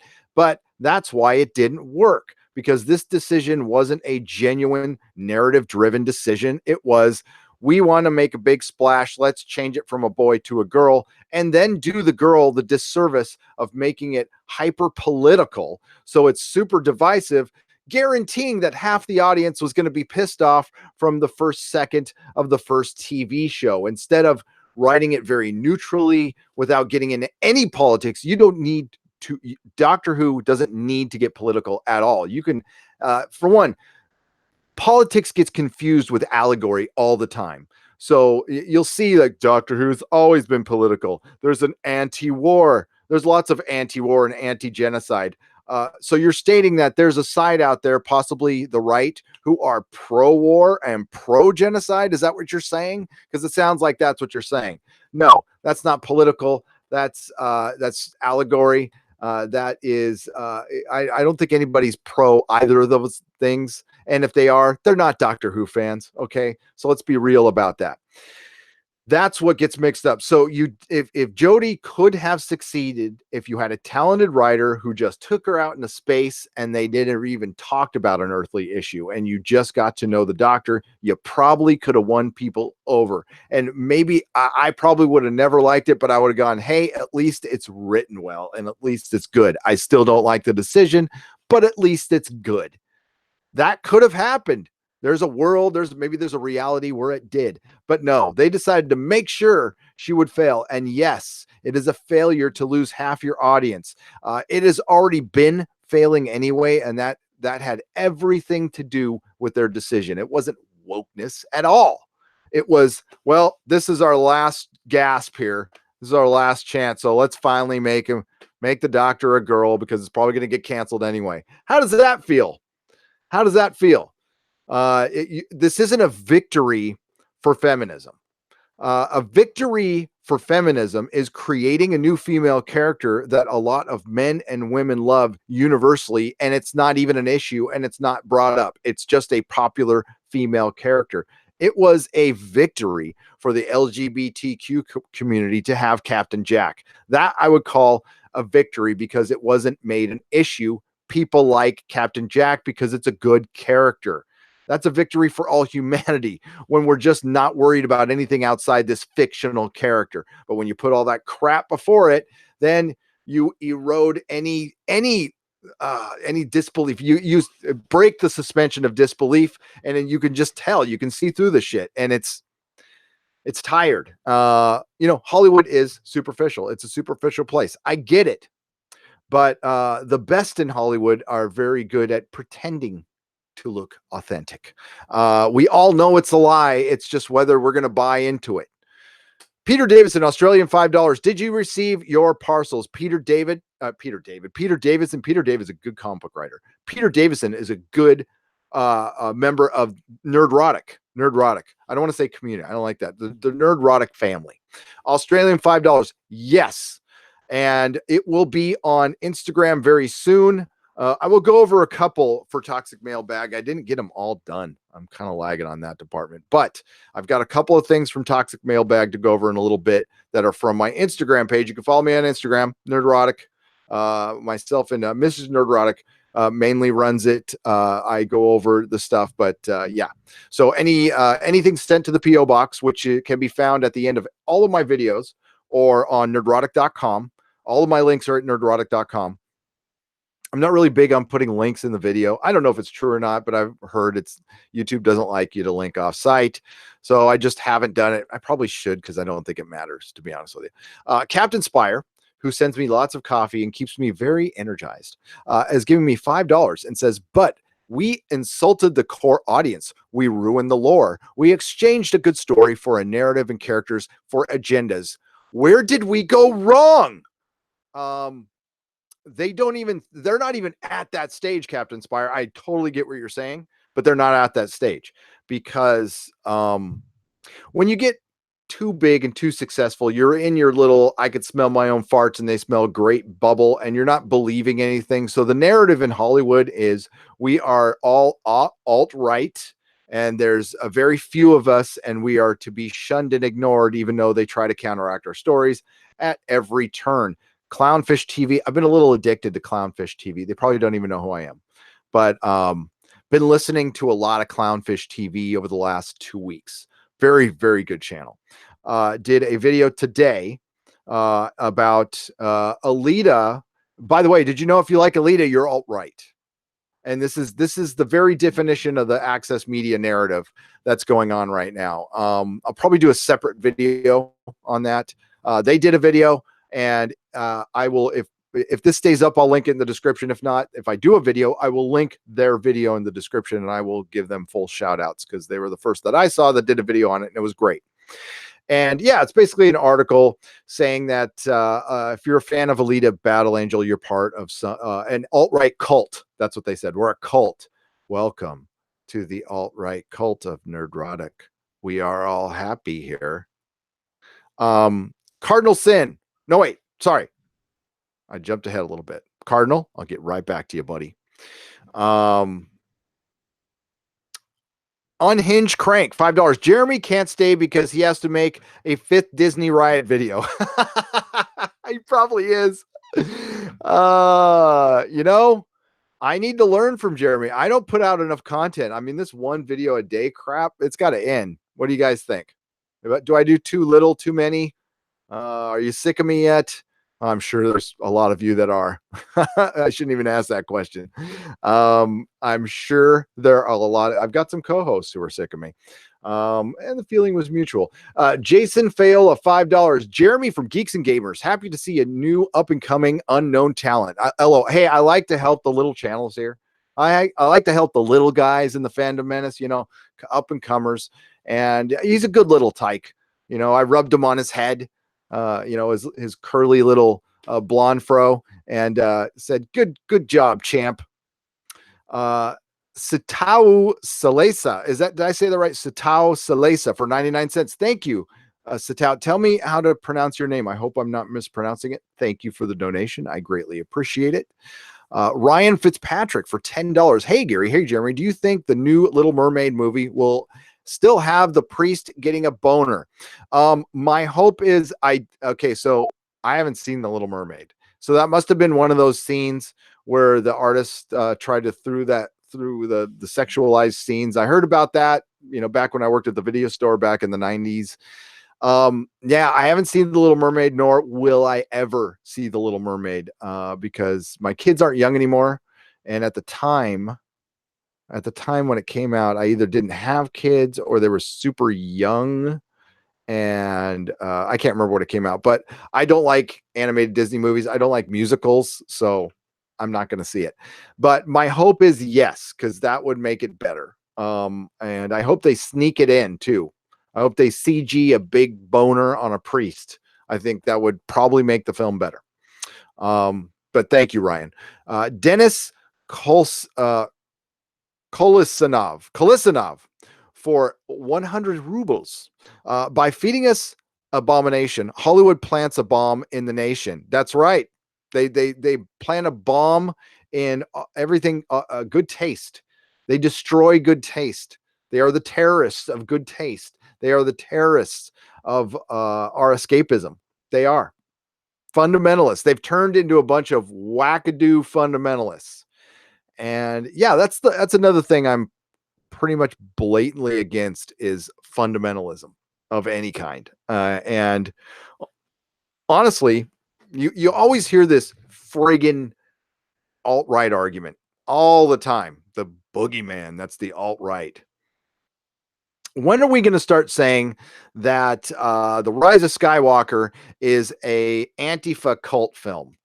Supporters of Antifa love The Rise of Skywalker, love Doctor Who Series 11. They're all Antifa. Maybe we should start doing that. Honestly, we want to attempt to take the high road once in a while, but honestly, that's the way I see it. Antifa loves Star Trek Discovery. It's a cult. Silhouetted Animator for $5. Tonight's episode of Legion was great. Hang in there with it. It gets better. Is it woke? You got to answer honestly. I'll give it another shot, but I'll just tell you, in the first episode, there was a pregnant virgin, which is fun, whatever. It's a weird show. It happens. But they made a point to say that she was really a virgin. She was happily penis free for 25 years. Now, if that was something integrated into the narrative, I could tell, but it was absolutely a plot point put in to do a little woke wink. It's a woke wink. And I'm tired of even the woke winks. I'm over it. A lot of people felt that way about Stranger Things, and honestly, I'm not going to argue with you. I enjoyed it, but everybody's got their different levels of tolerance. And if you're over it by now, and that's the whole meaning of this podcast tonight, is tell me if you're over it. When did you get over it? Are you getting over it? Is it some franchises? Can you still tolerate it in some stuff? It's an honest question. Everybody has different tolerances. Jason Fayola, have you seen Krypton? It's got Lobo. I have seen Krypton. It's incredibly woke though. It's I saw the Lobo. I saw the scenes and the makeup. I just imagine he was not very masculine. We'll just say Lobo's supposed to be like really huge and buff. The makeup looked okay, but he looked like he looked like Burning Man Lobo. That's what he looked like. Kenny the Jets for $2. Never ending story. Yeah, I can't sing. But never ending story. That scene was genius. Eli McInnes for $1.99. Thank you. And nothing to say. Eli, are you related to no? Is it, if it was Gavin, it would be G, right? I was going to say, are you related to Gavin McInnes? Orville, there's a moth in here. The Mothman. Oh yeah. Oliver Nation or Orville. Oliver. Good God. Orville Nation, $5. Saw the filming live of parts of Star Wars prequels many years ago. It was crazy with the fans, Gary. Crazy. The level of apathy now is unreal. It is. It is. As somebody who's been a Star Wars fan since 1977, the only time it was lower was between 1983 and 19. There's a good 10 years or 1983 and 91, the Timothy Zahn books came out. And I remember seeing that going, oh yeah, I remember Star Wars. And I know there was a game, and I know there were still people hardcore into it, but that number was very, very small. People had largely forgotten Star Wars. Now, I still loved it. I love my action figures. I didn't love it enough to play some RPG or something like that, but a lot of people did. But when the novels came out, I was into it, but it still wasn't, it was still remembered as a classic, but it wasn't this ginormous franchise. And what really helped it come along was the 20-year resurgence, in the mid 90s, 97. Then it was nuts. And then it went down again after the prequels, but it was still pretty big. There was still a lot of Star Wars interest, even after the prequels. But there was a time at my store, I couldn't give away prequel action figures. They were in dollar box bins and people weren't buying them. Couldn't care less. So is it going to get to that? Yes, absolutely. But the thing is, even after the prequels, I never thought Star Wars was dead forever. I never said that, never thought that. I thought the prequels sucked. Maybe someday George will let my thought was always George would let somebody else take the reins. I never thought he would sell it. Not in a million years. That was a bit of a shock. But I thought he would let somebody else take the reins, take it over, he'd retire, and then we get some kind of Star Wars. And again, like everybody else, I thought Disney was a great choice, and boy was I wrong. Boy was I wrong. I thought Kathleen Kennedy was a great choice. Boy was I wrong. People still defending her to this day. How could you defend her? I mean, you might like her. We can definitely talk about her pedigree and her IMDb page, but Hollywood is about what have you done for me lately? You have a split fan base. You have signs of a major erosion in the fandom, an empty Galaxy's Edge, Solo not doing that well, and we will see with episode 9. But the general interest is, super hardcore Star Wars fans, which there's still a lot of, but that's not enough to carry your billion-dollar franchise. You need those normies. And quite frankly, the normies are probably bored with it. And that's probably how they felt about The Last Jedi is that, a lot of people just straight up hated it, but I bet you most were just like, it was kind of bad. It's kind of bad and boring and kind of a crappy ending, yeah. Techno Babbler for $5 tried to get my friend to watch Doctor Who during Tennant Smith era because he loves the horror tropes. She just reminded me about about this recently, and I told her never mind. The horror. Okay, the horror tropes of I don't know, the old classic series. I love. I'm not sure if I'm too much of a fan of horror by itself, but I love it mixed in with my stuff, with my sci-fi, with my superheroes, and my fantasy for sure. And when I was younger, Doctor Who absolutely creeped me out, but so did Star Trek because I was young. Chris Wilson for $13.99 Canadian pesos. We went to Disney every year until we sold our DVC points. We went back in November, and the veneer of fun covering the cash grab has been lifted. No longer the most magical place on earth, now the most expensive. Yeah, and I think that's another factor that isn't getting talked about is didn't they raise their ticket prices by a very large percentage recently? And there's a threshold that people hit where it's like, no way. It's part of the culture there in Anaheim. I mean, that's Anaheim's complete identity. Disney runs Anaheim. And anytime somebody even writes an article about and they pull tons of shenanigans down there, Disney slaps back. Like famously, the LA Times tried to write an expose article, and the LA Times was banned from all the Disney screenings. So yeah, they do all kinds of stuff behind the scenes to try to keep their veneer of being a family friendly company in place. And that's why they're finding people like, people on Twitter, Instagram, YouTube, very problematic. Problematic. Their word. I'll use their word. Not so scruffy nerf herder for $20. I better go and get some work done. Always great to be able to catch a live stream of yours, Gary. Great to see you here too, Jeremy. Hope to catch you all again soon. Stu, thank you for coming in. Get back to work. Thank you for the Australian $20. I greatly appreciate it. Thank you for all being, all of you being here so late at night. I greatly appreciate it, especially for a last minute stream like this. I couldn't go by Monday. Okay, everything will be back on schedule somewhat on Wednesday. During Comic-Con, I'm going to be with Jeremy. We will be live streaming a lot. So I'll be doing live streams, and this will all be on the main channel. It'll all be on the main channel. I won't keep everything up, but I'm going to live stream from con, from the events. I want to do a meetup that we're going to live stream at this meetup. And hopefully Jeremy, if Jeremy comes to the meetup though, we're going to have to actually get a place because actual people will show up. I mean, if I do a meetup, maybe 4 or 5 people will go, and that's fine. That's okay. And we can have some coffee, but if Jeremy shows up, big star, we're going to have to rent out a venue or something like that. And yeah, we'll see where it goes, but I will be please pay attention to nerdrotic.com and my Twitter. I will try to be as communicative as possible with you guys. Blue-eyed Scorpio, $1.99. Got to go to bed. Great stream. Though, great stream though. Take care, guys. Blue-eyed Scorpio, good night. Thank you for joining us. Thank you for the $1.99. Motolicious for $2. Snow, Snow. I know Snowflame. Snowflame. Cocaine is his god, and he is the instrument of its will. All hail Snowflame. Mark C for $5. The first 5 minutes of Justice League with Batman on the rooftop was what I want out of a Batman film. In my opinion, Nolan was too earnest. I'm not gonna like Nolan's Batman is, I mean, the first two are great, but they are Nolan's Batman.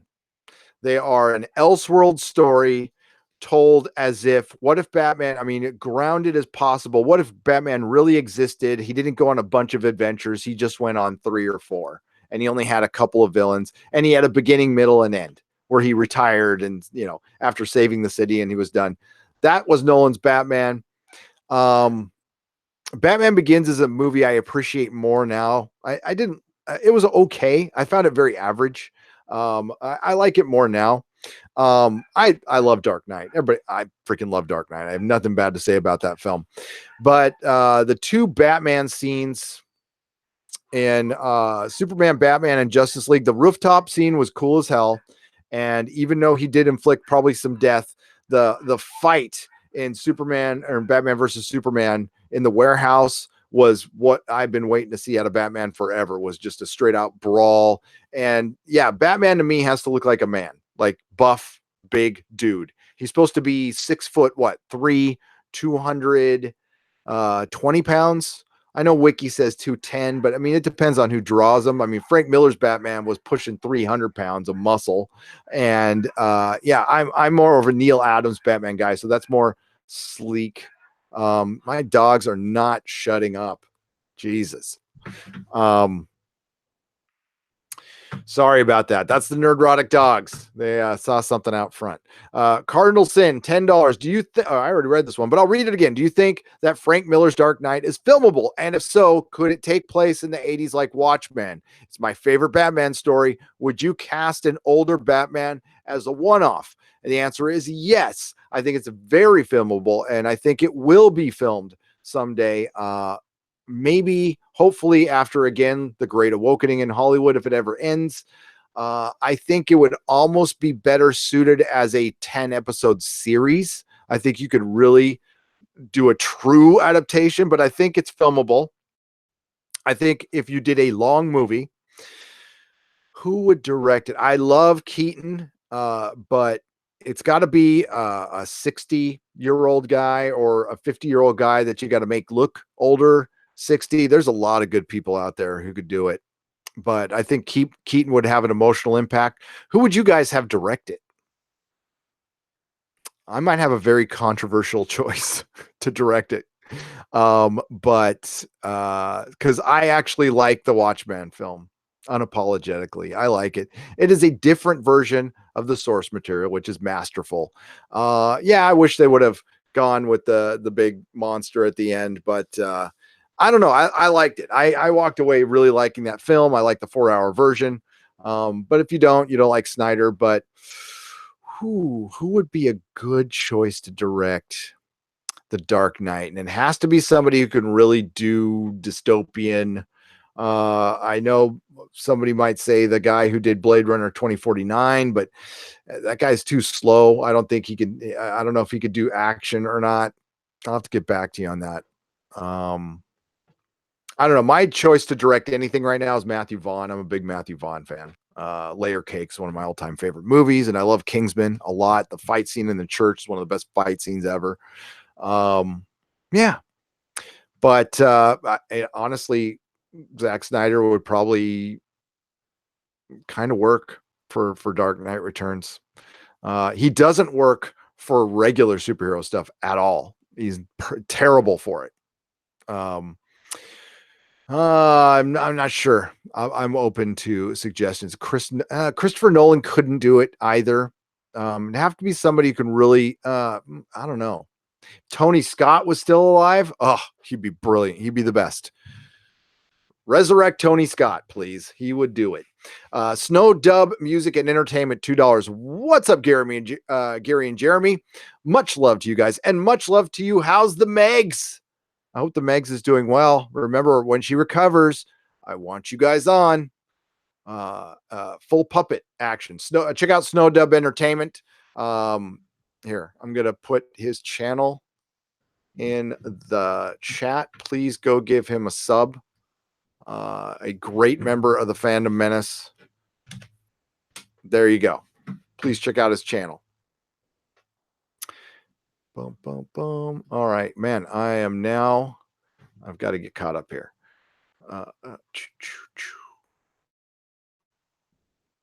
Where was I? Oh, man. Okay, I'm going to buzz through these, and then we're going to get to another article because I've got a couple things. I wanted to show one to Jeremy. Nicholas Horton, Batman of the Future film with Michael Keaton. Yes, Nicholas Horton for £2. I agree. Unhinged Crank for $5. Keaton as Dark Knight Returns, and then do a follow-up film with him in Batman Beyond. Ooh, that would be good. That would be good.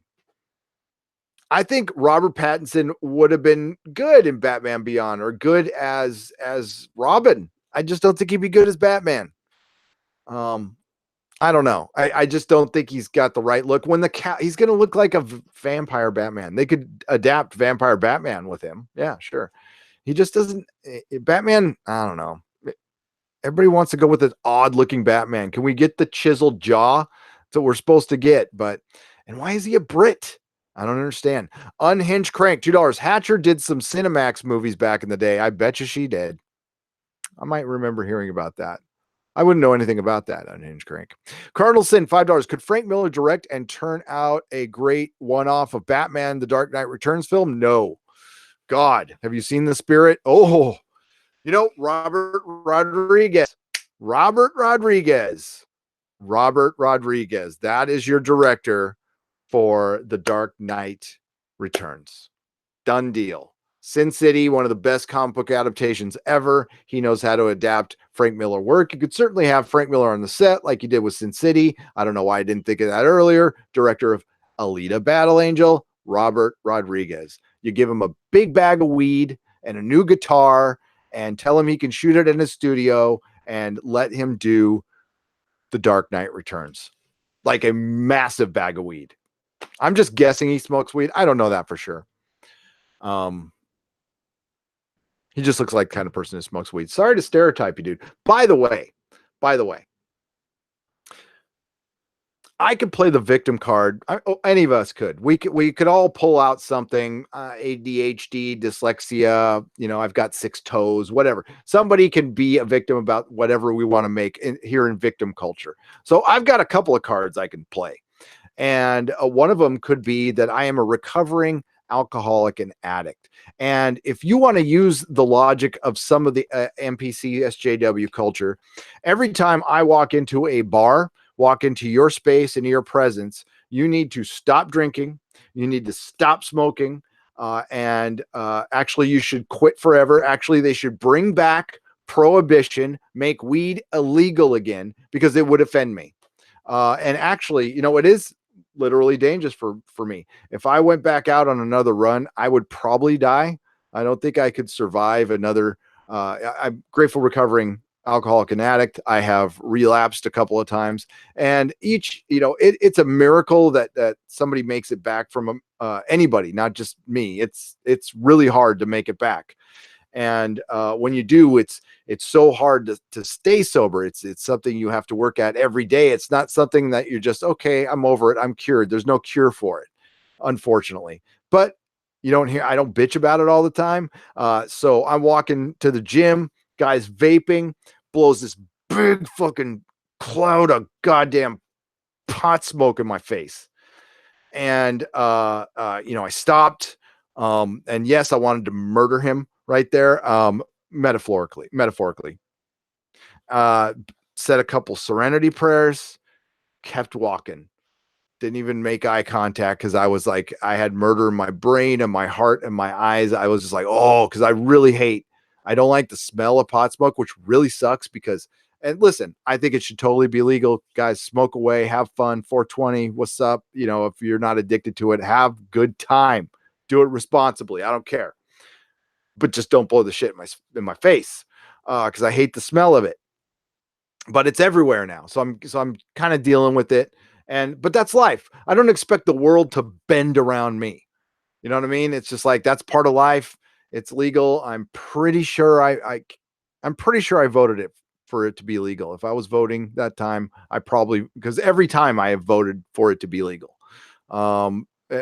Strangely enough, I think drugs should be legalized so they can tax it to fund rehabilitation, because it's happening anyway. And I think it would make very little difference between the legal and the illegal. As a matter of fact, it might normalize some stuff and decriminalize some stuff. We might have some emptier jails, but they don't really want that. And I won't get into it now. But yeah, I don't expect the world to bend around me. And we have so many in the culture now, right down to this crap we're dealing with in entertainment. It's like everybody's so easily offended. We need to change the world. It's like Spock says, the needs of the many outweigh the needs of the few. And I do not, even with my son who's special needs, I don't expect the world to adapt to him. He does not expect the world to adapt to him. Unfortunately, because of the way he was born, which he had no choice in, he has to adapt to the world. And it's harder work for him. You know what he does? He just does it. And he doesn't bitch about it. And that's what I do. And so many people just need to learn that. It's like, the world is what it is. Sorry, did I just get in the soapbox there? I'll get back on the super chats now. Could Bruce Willis pull off a good older Batman? $2. Cardinal Sin. That's a great question. I kind of like that idea. I like Bruce Willis. I do. He's almost too old now. Honestly, if you that wouldn't be much better of a choice than Michael Keaton. So I would lean towards Michael Keaton because of the connection. But I like Bruce Willis. Tom Cruise had 2 ex-wives in Batman's films. Oh my God, you're right. Unhinged Crank did he? Yes, you're right. I was thinking Nolan, but you're of course you're talking about Batman Forever. Unhinged Crank for the win. $2. Thank you very much. Phantom Menace, $5. Gary, your first highlights are up on the channel. Oh, sweet. Had a chance to see them. Also, hi, Jeremy, keep up the good work. We need a live stream from him soon. We do. That's why I was kind of bugging him. So I'm going to your channel, Phantom Menace. I am absolutely honored to be a highlight on your channel. I feel like I've kind of made it. That is so cool. When somebody wants to do highlights, that is honestly, Phantom Menace, thank you very much. Thank you for the $5. Here is a link to his channel. Please give him, he does all the Phantom Menace like live stream highlights. It's brilliant, does a ton of work, and it is greatly appreciated. And please subscribe to the Phantom Menace. Really love being a part of it. Deranged Lunatic. You look sane as can be to me. For $2. Great conversation tonight, guys. Keep it up. Thank you. It was brilliant talking to Jeremy. I am grateful he came by. I'm glad you guys liked it.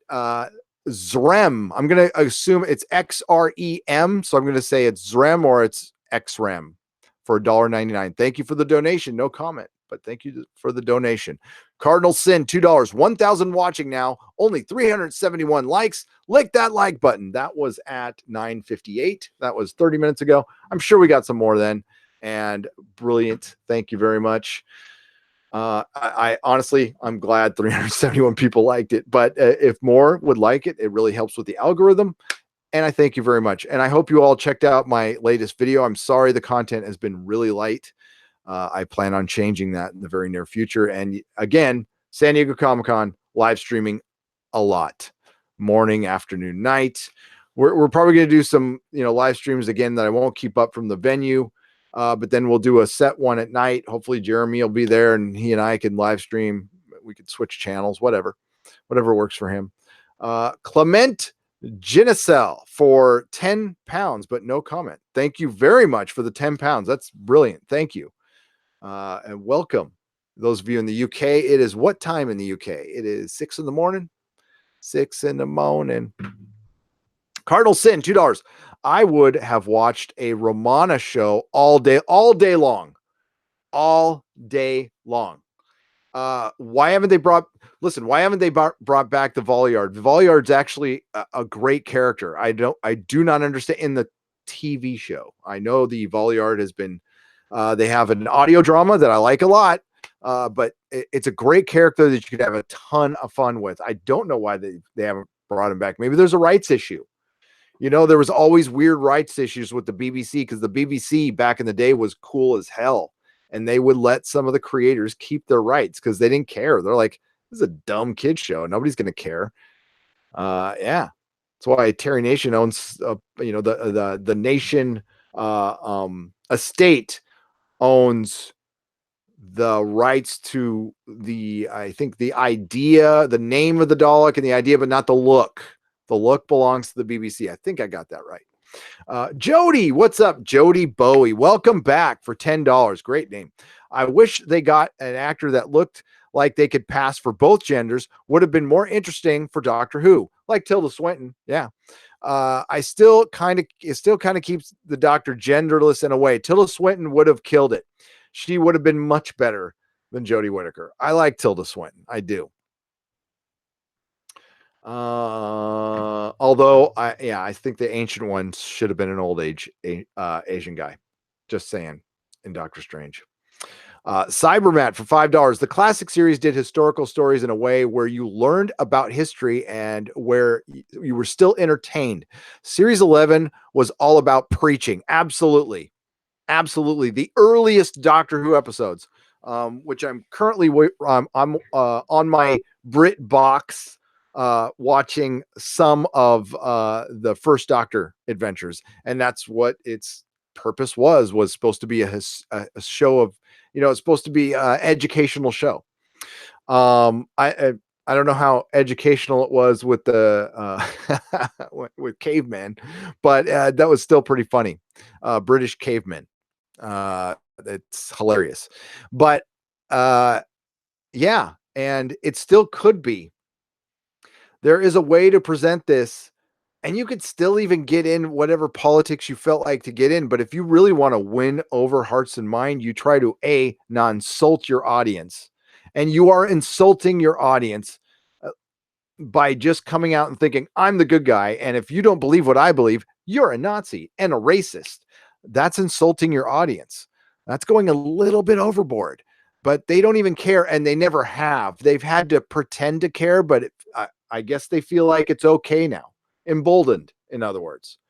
And it's up to us to tell them, sure, yeah, you can say whatever you want. I'm just not going to buy it anymore. Especially when you're not going to treat me with any respect, treat any of my fellow fans with any respect, and demonize me. And I know some creatives are saying we're just talking about the extreme elements. We don't mean everybody. Well, you don't say that every time.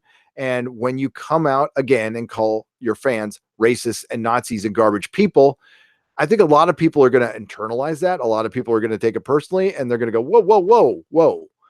Because remember, there's a lot of people, especially for Marvel on Twitter, who were demonizing people who just said they didn't think the president was doing a bad job, even though I didn't vote for him. They were demonizing those people too. See, it's getting further and further. It's getting to centrists now, or people who are political atheists, or people who just don't give a shit. No, we have to be part of their cult. I want to talk about a cult. Cardinal Sin for $2. Stephen Fry, Richard E. Grant for The Doctor. Easy. Stephen Fry, who I don't agree with politically for most things except political correctness. He did a great speech on that. I made it part of one of my videos. Check it out. It's part of a debate with he's with Jordan Peterson, and he's arguing against political correctness. Because again, political correctness isn't a political issue. It's really a way to silence voices. That's all it is. When everything is normalized and everything's cool, then you can make fun of everything and people can have a sense of humor about it because they're not going to be too sensitive. That's why it's not good to have protected classes. We should treat everybody with respect. Absolutely. But I hear protected classes and marginalized, and it just sounds like a bunch of white people wanting to use other people to make themselves look better, which it sounds like that. It looks like that because that's what it is. Bjorn for 20 Swedish crowns. On a scale of 1 to 10, how gay is Peter Tingle? 10. But you know, it was funny for one joke, but then when they didn't come out and say spider sense, that's when my spider sense started going off, and I'm all, something's weird here. Listen, every time we get a copy and a reboot, it becomes less and less like the original character we know. And as I said in my video, there's a lot of normies out there who probably think, I'm kind of over Peter Parker Spider-Man. I've seen enough of him. You've never seen him. Closest thing to Peter Parker is Spider-Man 1 and 2 by Sam Raimi. And as a comic book purist, that's the closest thing, and it still wasn't close. Brother Malachi for $5. SJW's calling us cult. That's good for a laugh. Project much SJW's. Exactly. Sir Ruin of House Roundhead for $10. I hope I win Kevin Smith's contest so I can meet you at San Diego Comic-Con. Otherwise, I will post videos from Con of Thrones there. I will allow you to share. I will allow you to share my Con of Thrones vids. Yeah, please do. Shoot them to me. I'm sorry I can't make it, and I hope you win too. There are passes available, but they're on eBay for charity, and I do believe. Hang on, I'll check. They're like thousands of dollars. SDC passes. Yes, they have to be sold. That's a parking pass. Oh, they're gone now. There was a charity for passes. Oh, that's cool. Yeah, the last time I checked, they were going for like $4,000 and they're gone. They are gone.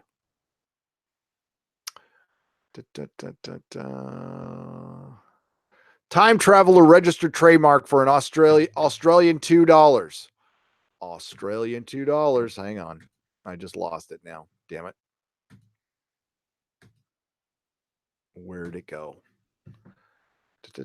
Okay. My PKD series will be premiering on Amazon Prime. Really? When? When? I want to see it. If it's on Amazon, that's cool. How in the hell did you get something on Amazon Prime? That's brilliant. But yeah, tell us, give me a release date and let me know so I can shout it out. Time Traveler registered trademark. I'd be happy to do so. Although you probably don't need my help very much. You're on Amazon Prime. Hardwick Benthau for $2. Google Skull Center UCLA. Open and read first link. Is that something I want to do right now? I'll check it out first. Hang on. Dun, dun, dun. The Skull Center, social impact entertainment at UCLA School Theater, film. Skull Center, a social impact entertainment, for social impact entertainment. The Skull Center is a social impact entertainment at UCLA. Is for social impact entertainment at UCLA Student Theater Film Television. Is the first of its kind dedicated solely to advancing the power of entertainment and performing arts to inspire social change. I mean, are you surprised? No, but here we go. The first link. Which first link? Research. Here we go. Education and special initiatives that will not only enhance and complement the education experience by exploring innovative approaches to curricular. God, I can't read. Development for the emerging field of social impact entertainment. But an emerging field, well, it certainly is, but also provide students a faculty with workshops, lectures, distinguished visiting artists programs, and unique opportunities to focus their, oh, God damn it. So, I found participant media in the belief that the story well told has the power to ignite positive social change. This new center at UCLA TFT is an extension of propaganda. Oh, now which first link am I supposed to go to? Oh boy, that's long. I can't read all that. About. Should we go to about? Our vision and manifesto. Oh boy, that's that manifesto. Our vision is for TFT to serve as a premier interdisciplinary global professional school that develops outstanding humanistic storytellers, industry leaders, and scholars whose diverse, innovative voices enlighten, engage, and inspire change for a better world. What did that just say? Did it just say we want to make nice stories? No. Scholars whose diverse innovations, a more complete overview of Dean Schwartz's vision for the future of storytelling can be found on Forbes. Yeah. We are a creative force recognizing over the world. Our students, faculty, and alumni showcase their work at premier festivals and research conferences around the globe and win awards spanning every medium, blah, blah, blah, blah, blah, blah, blah, blah. Who funds this? Well, I already know that. Make a donation. There you go. Yeah. It sounds a lot like a propaganda. See, yeah, so there's a lot of nothing being said. We want to enact change and be humanistic.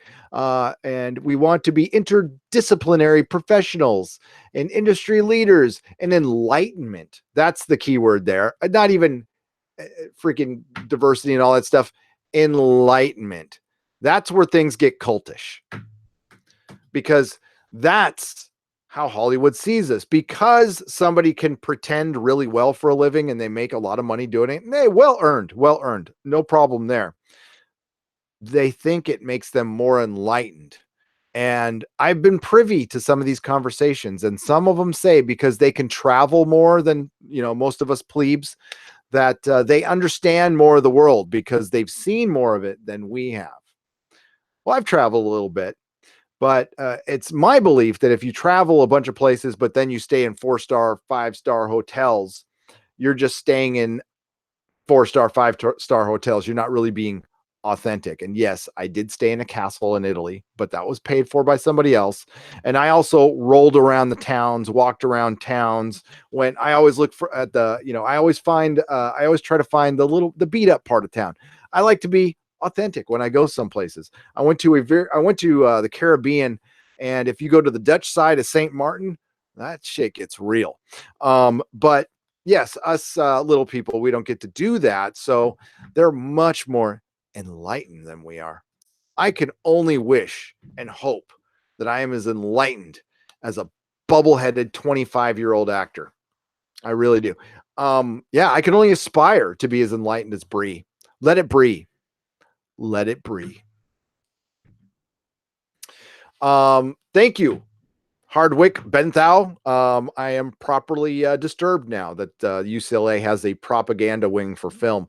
I will look more into that because that looks video worthy. Glinzer for $10. Another great stream. Sorry for the rant, but YouTube rips off 30% from Super Chats. Please get a Streamlabs link. 30% YouTube should stand for is thieves. I do have a Streamlabs link. I just don't fire it up as much as I should. That will change. But all of my links are at nerdrotic.com. Hang on. I'm going to show you guys nerdrotic.com. Listen, it's a backup site. It's actually older than the YouTube channel. It's been around for a while. And I created it so I can have it was because this was originally supposed to be a podcast. So I created it so it could, because it came with a feed to iTunes. So this is my very basic nerdrotic.com. And if you look on the right there, there's my PO box. There's all my links right there. And then these are all the videos, and they are, if you go here, you can get audio versions too. So right here is an audio version. But yeah, so Streamlabs is, hang on. Oh, that's my subscribe star. Yeah, so I got to fire up the Streamlabs. That's terrible. But yes, I have a Streamlabs. But I have a subscribe star if you don't like Patreon. That's what I was thinking of. I got it mixed up. Boomer. Fucking boomer. All right. Let's go over here.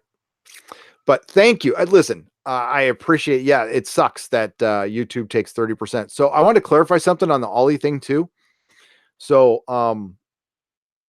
with the Ollie video, it's probably going to get like 30,000 views, which means it'll probably make like $100 in ads.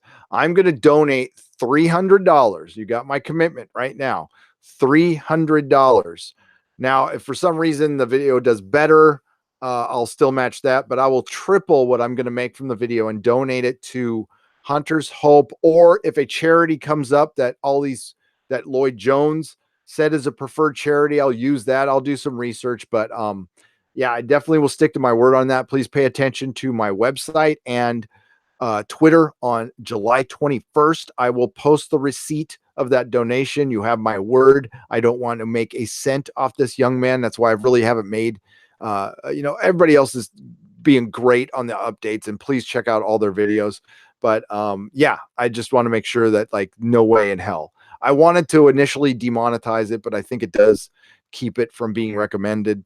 So yeah, I just wanted to make that clear that because I listen, people question that as they should.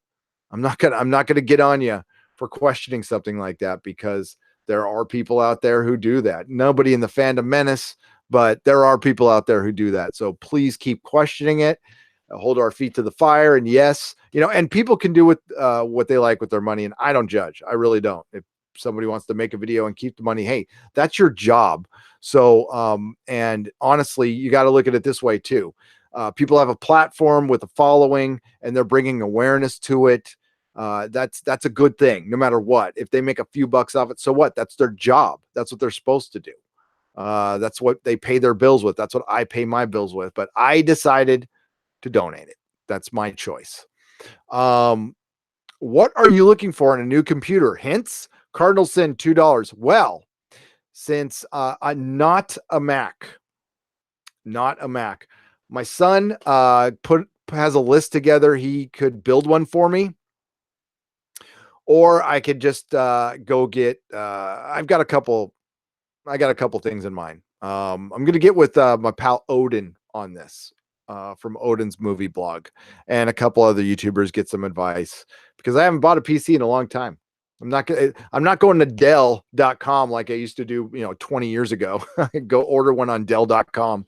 But I'm going to get something that has some balls. Right now, for me to upload a video, this is the Mac. Mac used to be the best for this. I used to edit Final Cut Pro professionally on these things, and they're crap now. They're absolute garbage. It takes me on ScreenFlow, which is like the most basic program in the world, it takes like 30 minutes for a 10-minute video to process. It's stupid. It's dumb. So I'm done. I'm over it. Yeah. And then, that way everything works better with the PC. OBS works better with the PC. It'll just make my life easier. I'll have to start editing on Premiere, but Premiere is a lot like Final Cut Pro, so no problem. Frank Miller to direct Bruce Willis in The Dark Knight. Nah, that'd be a good second choice, but not Frank Miller directing. No, again, the Spirit. I love the Spirit comics. Will Eisner. They're not everybody loves Will Eisner. Okay, he's like revered in the industry. I thought the comics are good. But maybe you guys don't know this.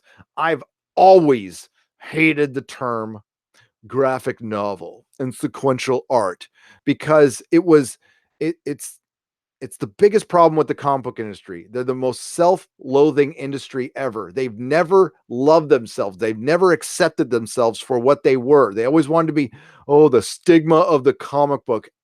And now look at the stigma of the comic book. Be proud. It's a comic book. It's a funny book. It's not sequential art, and it's a graphic novel. Yeah, that's the kind of crap you see at the Alternative Press Expo, and whatever.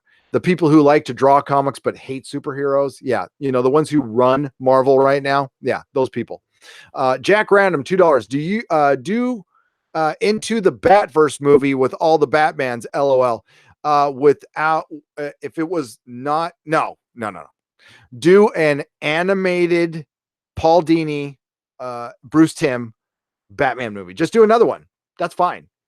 Aren't they doing a Justice League animated movie in that style? I think they were, but it's centered around the female Green Lantern. It's probably getting super woke. JG for $1. Thank you, JG. I appreciate it. $2 retracted message.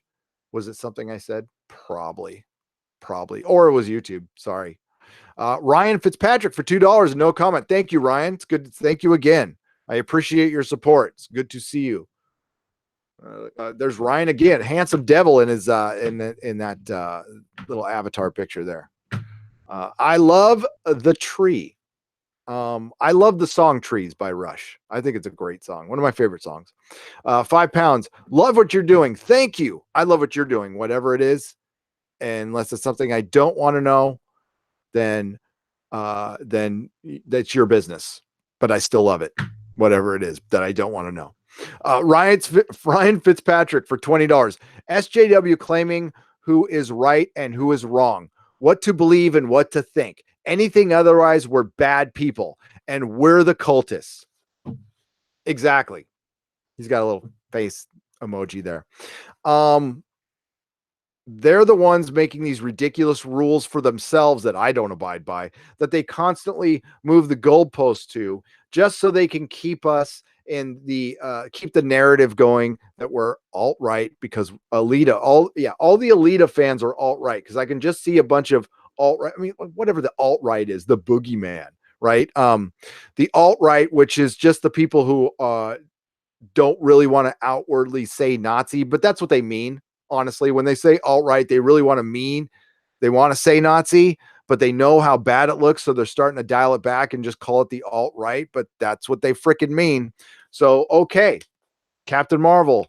Antifa supporters love Captain Marvel. The people who wear masks and like to beat up defenseless women and men and people on the streets. Yeah, those the ones that the mainstream media for a long time maybe still do, because I don't watch them. Defend. Yeah, that Antifa. Yeah, Antifa supporters. Fucking cold. Darth Tico for $2. What's up, Darth Tico? How's it going? Get me started. I'm gonna just go up and make sure I did not. Let's get to the chat, then we'll do another check. I did want to show you guys a couple of more articles. How we doing? Is everybody still with me on this one? Okay, good. Let's go to Do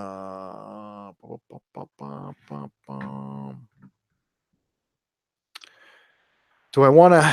Oh God, I'm gonna have to save some of these for Wednesday. I had like 6 articles set aside for you. This is weird. This is weird. I'm not sure how to think about this. Tell me what you guys think in the chat. I just saw the headline. I got to read the article. This is about Star Wars. Bluetooth reputation scanners. Bluetooth reputation scanners added to Star Wars Galaxy's Edge at Disneyland Park. So on the surface, it looks like it's just this fun thing you participate in, you're part of the First Order or the Resistance, because they don't want to use rebellion because of, the Civil War. That's what I'm guessing. Anyway, I think other people have said that too.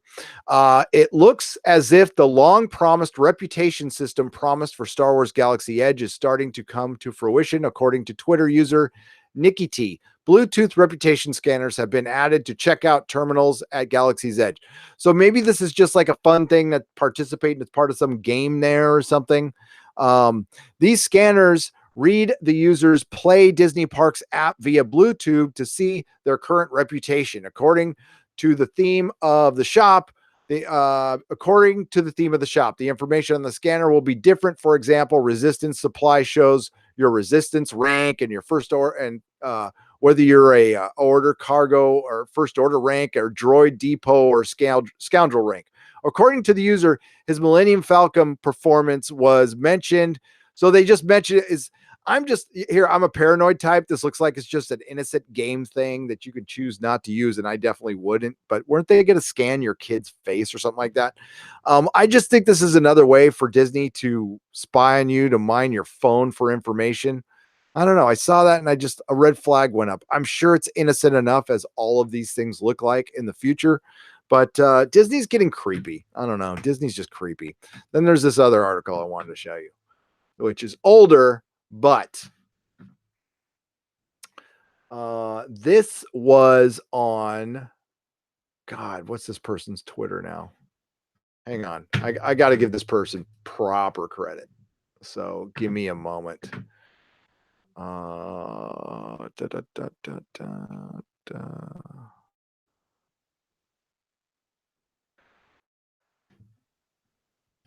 Yeah. Okay. So you guys know who the Data Racer 117 got 3,700 followers. Does a lot of good Star Wars work. This comes from Data Racer. This was a very interesting that I might do a separate video. And maybe people have talked about this. I didn't see it. So this is the first time I'm talking about it. How's that sound? And it is a Star Wars. Oh, where'd it go now? Okay. How Disney parks. Boom, boom, boom, boom, boom. There we go. Okay. Just going to go over a couple things here. This is an EW article. How Disney theme parks made Galaxy's Edge part of the Star Wars storyline. So follow me here. Batuu used to be a quiet nowhere. Now it's on the front line of the conflict. The planet's way station for interplanetary travelers, Black Spire Outpost, is like an old Route 66 town in our world, bypassed by modern lightspeed transit routes. It literally sits on the galaxy's edge, which gives the 14-acre Disneyland and Walt Disney World experience its name.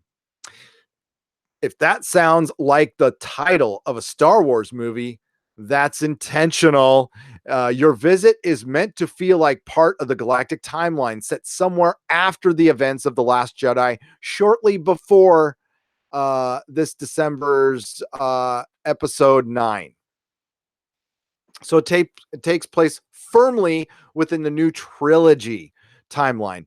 That meant creating a story and history around Black Spire Outpost with room to adapt to for future Star Wars storytelling. We want to give the impression that this planet has always been around and that we're coming to it as travelers for the first time on Batuu, said Margaret Carrison, There are layers and layers of history and all of these characters, familiar and new, who have come and gone from the planet. This isn't a sleepy little backwater anymore. The First Order recently sent a garrison here seeking something, blah, blah, blah. What? Okay, the First Order sent a garrison. What are they? Do they control anything yet? Did anybody get upset for them destroying 6 star systems? I'm still completely confused. We're going to skip all their bullshit and get down to what I was looking for. I hope I didn't lose that part in the article. Man, it's long. Hang on. Hang on, hang on, hang on.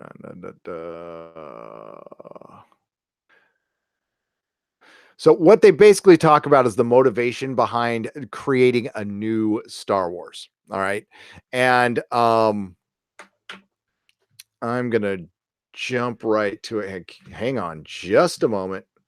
And I'm going to jump to the point that I wanted to because it's such a long article and I can't find it now. There we go.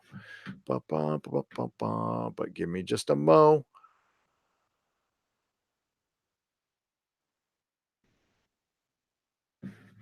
All right. Within this article, they talked about the way Walt Disney Imagineer studio leader Scott Trowbridge told it, setting Disneyland Park's new Star Wars Galaxy Edge on Batuu, a planet that most fans haven't heard of, was essential part of the design. Was an essential part of the design. You know what? I know how to cheat. I'm going to cheat. Sorry, I had it like kind of tagged and bookmarked. Well, maybe it doesn't come from. So I'm just going to read it to you. Sorry, I think I pulled up the wrong bookmark, but that was good to give you background. My bad. So in another article, he talks about what was behind changing the story and not using any of the original trilogy. One of the things that we decided very early was to build a new place, a place that was not a memory of somebody else's Star Wars story. Trowbridge said at a media panel discussing on Wednesday at Disneyland Park, Batuu was not a place that we visited in the early films. We know those places. We know the stories that happen there. We know the characters' experience there. And we know that's not and we know that we're not part of those stories. Let's rewind that. So I can hear some people going, I understand what he's saying, but let's just think of let's internalize that a little bit. We know and he's talking about previous Star Wars. We're talking prequels and original trilogy. One of the things that we decided very early was to build a new place, a place that was not a memory of somebody else's Star Wars story. Now that sounds like an edict brought down by Bob Iger. Trowbridge said at a media panel discussing on Wednesday at Disneyland Park, Batuu was not a place that we visited in the early films. We know those places. We know the story that happened there. We know the characters' experience there. And we know that we're not part of those stories. That pisses me off. So I don't even care about Star Wars, but the answer really is we know those places and we know those stories. It's not our Star Wars. And the question was asked, so why not create a theme park land based on a place familiar to fans of the 40-year-old plus franchise? And, the media never questioned this. And this is probably because they never questioned Disney, because Disney right now is infallible. Or are they? I hope this bites them right in the ass. Nobody gives a crap about this. I mean, people will always go to Disneyland. Okay. The Haunted Mansion is a great ride.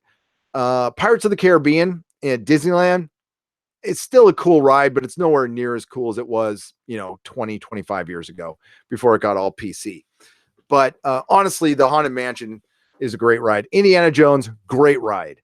And it's, Indiana Jones is a new adventure and it works for that one. it doesn't work. But the thing is, though, you still have Indiana Jones. You still have your icon. You have that animatronic Harrison Ford that doesn't really look like Harrison Ford, but whatever, who cares?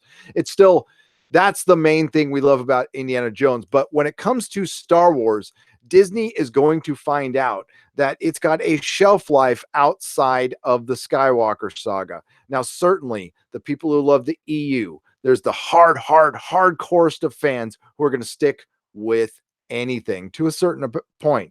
But those normies that you need to buy stuff that were sucking it up at first aren't going to suck this up. They're going to be bored by it. They're going to go, where's Luke Skywalker? Where's Darth Vader? Where's Chewbacca? What the hell? Yeah, I have no desire to go see a life-size Millennium Falcon with with a square radar dish or a rectangle radar dish. So at least they're being honest. It's not their Star Wars, and that's true. This is not their Star Wars. That's not a Star Wars they want any part of unless they need to make money. Believe me, it will become their Star Wars when they remake the original trilogy, which they will freaking do. Trust me. Trust me.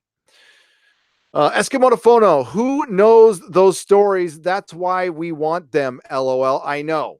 We want to experience the stories because you know what? What did he say on there? I'm going to repeat what he says there. We know those characters' experience, and we know that we're not part of those stories. Okay, literally, no, we're not part of those stories. But when we were kids, we were part of that story. We were Luke Skywalker or Princess Leia, or if you're a girl or whatever, or a guy, who cares? Or Chewbacca. We were Han Solo. I was Han Solo. I was Han Solo when I was 7 and 8. I was like, come on, kid, with this as 78-year-old, had my dumb vest on that was actually brown, but I didn't care. Had my little solo blaster. Tried to walk like Harrison Ford. It was really hilarious. Yeah, we were part of those stories. Absolutely. You freaking idiot. And that's why we'd want to go and immerse ourselves and see that, because all we'd ever seen it is flat on a screen. And we had a chance to go walk inside what we really loved about Star Wars, the original trilogy, George Lucas's world. But Disney, for some reason, wants to believe that you want to be part of a news story. They rationalized making a completely new land, and I'm sure they rationalized it based on Indiana Jones and other things. That's not what people wanted. People wanted to go immerse themselves in what they loved. Christ, I would check out some prequel stuff. I would. Coruscant. It'd be cool to see a Coruscant set or something, a scene. And there might be, and I don't, no, there's a Batu and there's the Millennium Falcon, and yeah. So,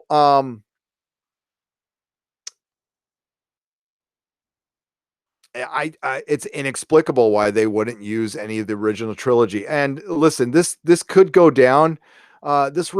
Maybe it gets successful later. Totally could happen. But it also reminds me of major bombs that had happened. And let's go back to something they used in Stranger Things 3, New Coke. I remember when New Coke was introduced, everybody hated it. Nobody freaking liked it. Everybody, and that's why Coca-Cola Classic came out. Everybody hated, but at the time, it was awesome. Everything's great. New Coke is doing just fine. Same thing. Fucking morons. But you know what? Schadenfreude. That's my theme for today. Schadenfreude. Schadenfreude. I have to pronounce it correctly. Eli McGinnis. Surely Galaxy's Edge low numbers is due to The Last Jedi, not just ticket prices. It's yes. Everything is because The Last Jedi has had a rippling effect. If Last Jedi was a good movie, I do think Solo probably, I think it would have done a little better. I don't think it would have done gangbusters because it was still a really boring movie and it had that freaking horrible Infus Nest 16-year-old girl ending. That 16-year-old girl, unless she was in power armor, was like swinging all over shit. Like she had superpowers and slaying people left and right. And then it's like little freckle face. Yeah. Disney princess. And woke as hell. But It was more boring than anything. Solo was just boring and like yeah, it's what you're going to get out of Disney. You're going to get a lot more solos than Last Jedi's. You're not going to get horrible movies. You're going to get boring, forgettable ones, which are just as bad in my book. But Last Jedi is the one that caused all of these problems. They literally slayed, Slay Queen, Luke Skywalker. And yeah, they're going to pay the price eventually. Eventually apathy is going to kick in, because what they're not doing, what even the most ardent defender out there of Star Wars cannot defend, is they're not making great films. And that's the only way you're going to keep this ball rolling. You need to make not pretty good films. You need to make great films. Not every time, but a lot of the time. And they haven't done it once yet. Not once. So again, there's an expiration date on this shite, and they just spent $1 billion on top of the billions they spent for Fox, on top of the billions they spent for Star Wars, on top of the billions they spent for Marvel. Yeah.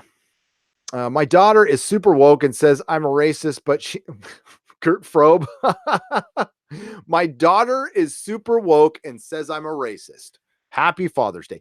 But she saw Captain Marvel and said it was just okay. She liked Alita more. Am I missing something here? Yes, obviously, you're missing a good sit down conversation with your daughter. um, I don't know what the point is that. Okay, so you're saying that a person who's super woke doesn't like Captain Marvel. Yeah, there's a lot of woke people who just don't like superhero films and don't care. So I don't think one is related to the other. And certainly, so there's the outlier. Exactly. But because she kind of liked Alita, she is now part of the alt-right cult. So Gert, you need to sit her down and tell her that she's now a member of the alt-right cult. It's just the way it is. That's the way it is. That's what the Access Media said. So it shall be written. So it shall be done. All out bubblegum for $5. I heard about people getting drunk and riding the teacups, and perp just to get sick.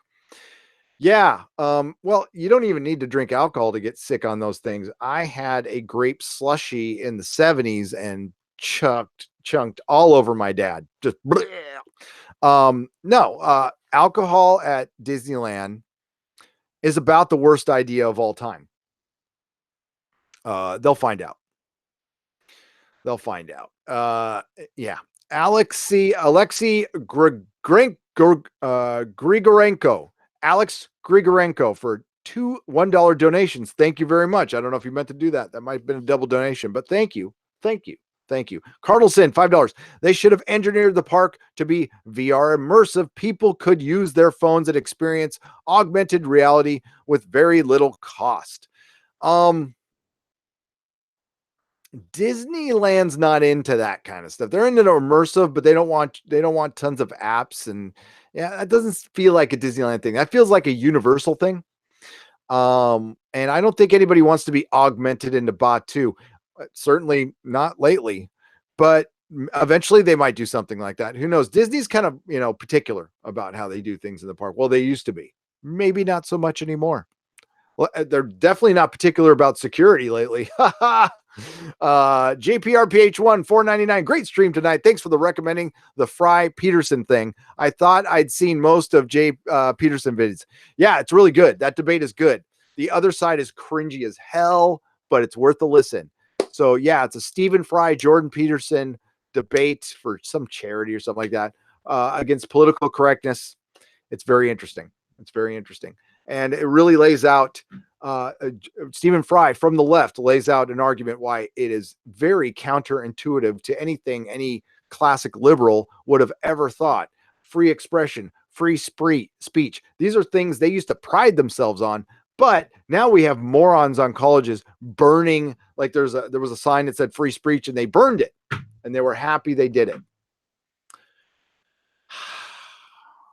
Yeah. And honestly, there's times like this where it's like, oh, this is now I understand I understand what my father was saying when he was saying, don't be stupid, you moron. Now I get it. I truly internally get it. Tough times. But this is what I'm grateful for. We're going to end this on what I'm grateful for. And I'm grateful for you. I'm grateful I found you because I thought I was going crazy. I thought I was taking crazy pills, but I started discovering other people. I discovered Jeff at World Class Bullshitters. I discovered Jeremy, EVS, your boy Zach. Wish change your channel back to Diversity in Comics, please. But no, he's really good. And Anna and Jesse and Josiah and people I've been watching, and even before that, Red Letter Media. I found people who just I found common sense. I found common sense on the internet, which is very hard to find. Just very hard to find. It's hard to put it into words. And I rarely become speechless, but I found you guys. Thank you so much. I can't thank you enough. The channel has been a ton of fun. I love doing these live streams, and I will do another one on Wednesday, but it'll actually be at 10:30 a.m. I'm going to get back on schedule. I need to do them a little earlier to get you guys set up for Comic-Con, but there will be a lot of videos coming out this week. I'm going to do some experimenting. I'm going to try to get out more content because it's been very light around here. And I do have a lot to say, and it's pent up right now. I'm sure you can tell. So I'm going to get into the chat here. And Jody, thanks for being here in the wrench. Suretsum, Cardinal Sin, Muggles, Cake Sniffer, Fourth Thrower Down, North American Ham Rammer, my man. I got your painting. It was brilliant. So I hope you're on Instagram, right? You're on Instagram. Then you saw it. We posted the painting. Wednesday, I'm going to read the letter as long as it's okay to read the letter. Painting was brilliant, man. So brilliant. Thank you so much. What's up, Wisconsin? And he said Sheboygan, some love for Sheboygan. That was awesome. That's my wife's hometown, Sheboygan, Wisconsin, which sounds like something you do in the back of a car. It really does. Eli McGinnis, Bib Fortuna stands alone. He stands alone. Ateka Doran, Brian Leonard, Donnie Pearson, Dual Elite, everybody. Thank you for joining me tonight. I will see you soon. Please go to nerdrotic.com for my live stream schedule. Please like, share, and subscribe. I'll keep this up for a little while longer. And otherwise, if you ever see a live stream disappear from the channel, it will be on nerdrotic.com within 24 hours. I try to keep most of them up, but for algorithm reasons, sometimes it just depends. But most of the time, I like to keep the Nerdrotic Nooners tend to stay up. They tend to stay up. So again, thank you, everybody. Have a great night. And may the free folks sing songs of your greatness, and not all who wander are lost. Ciao.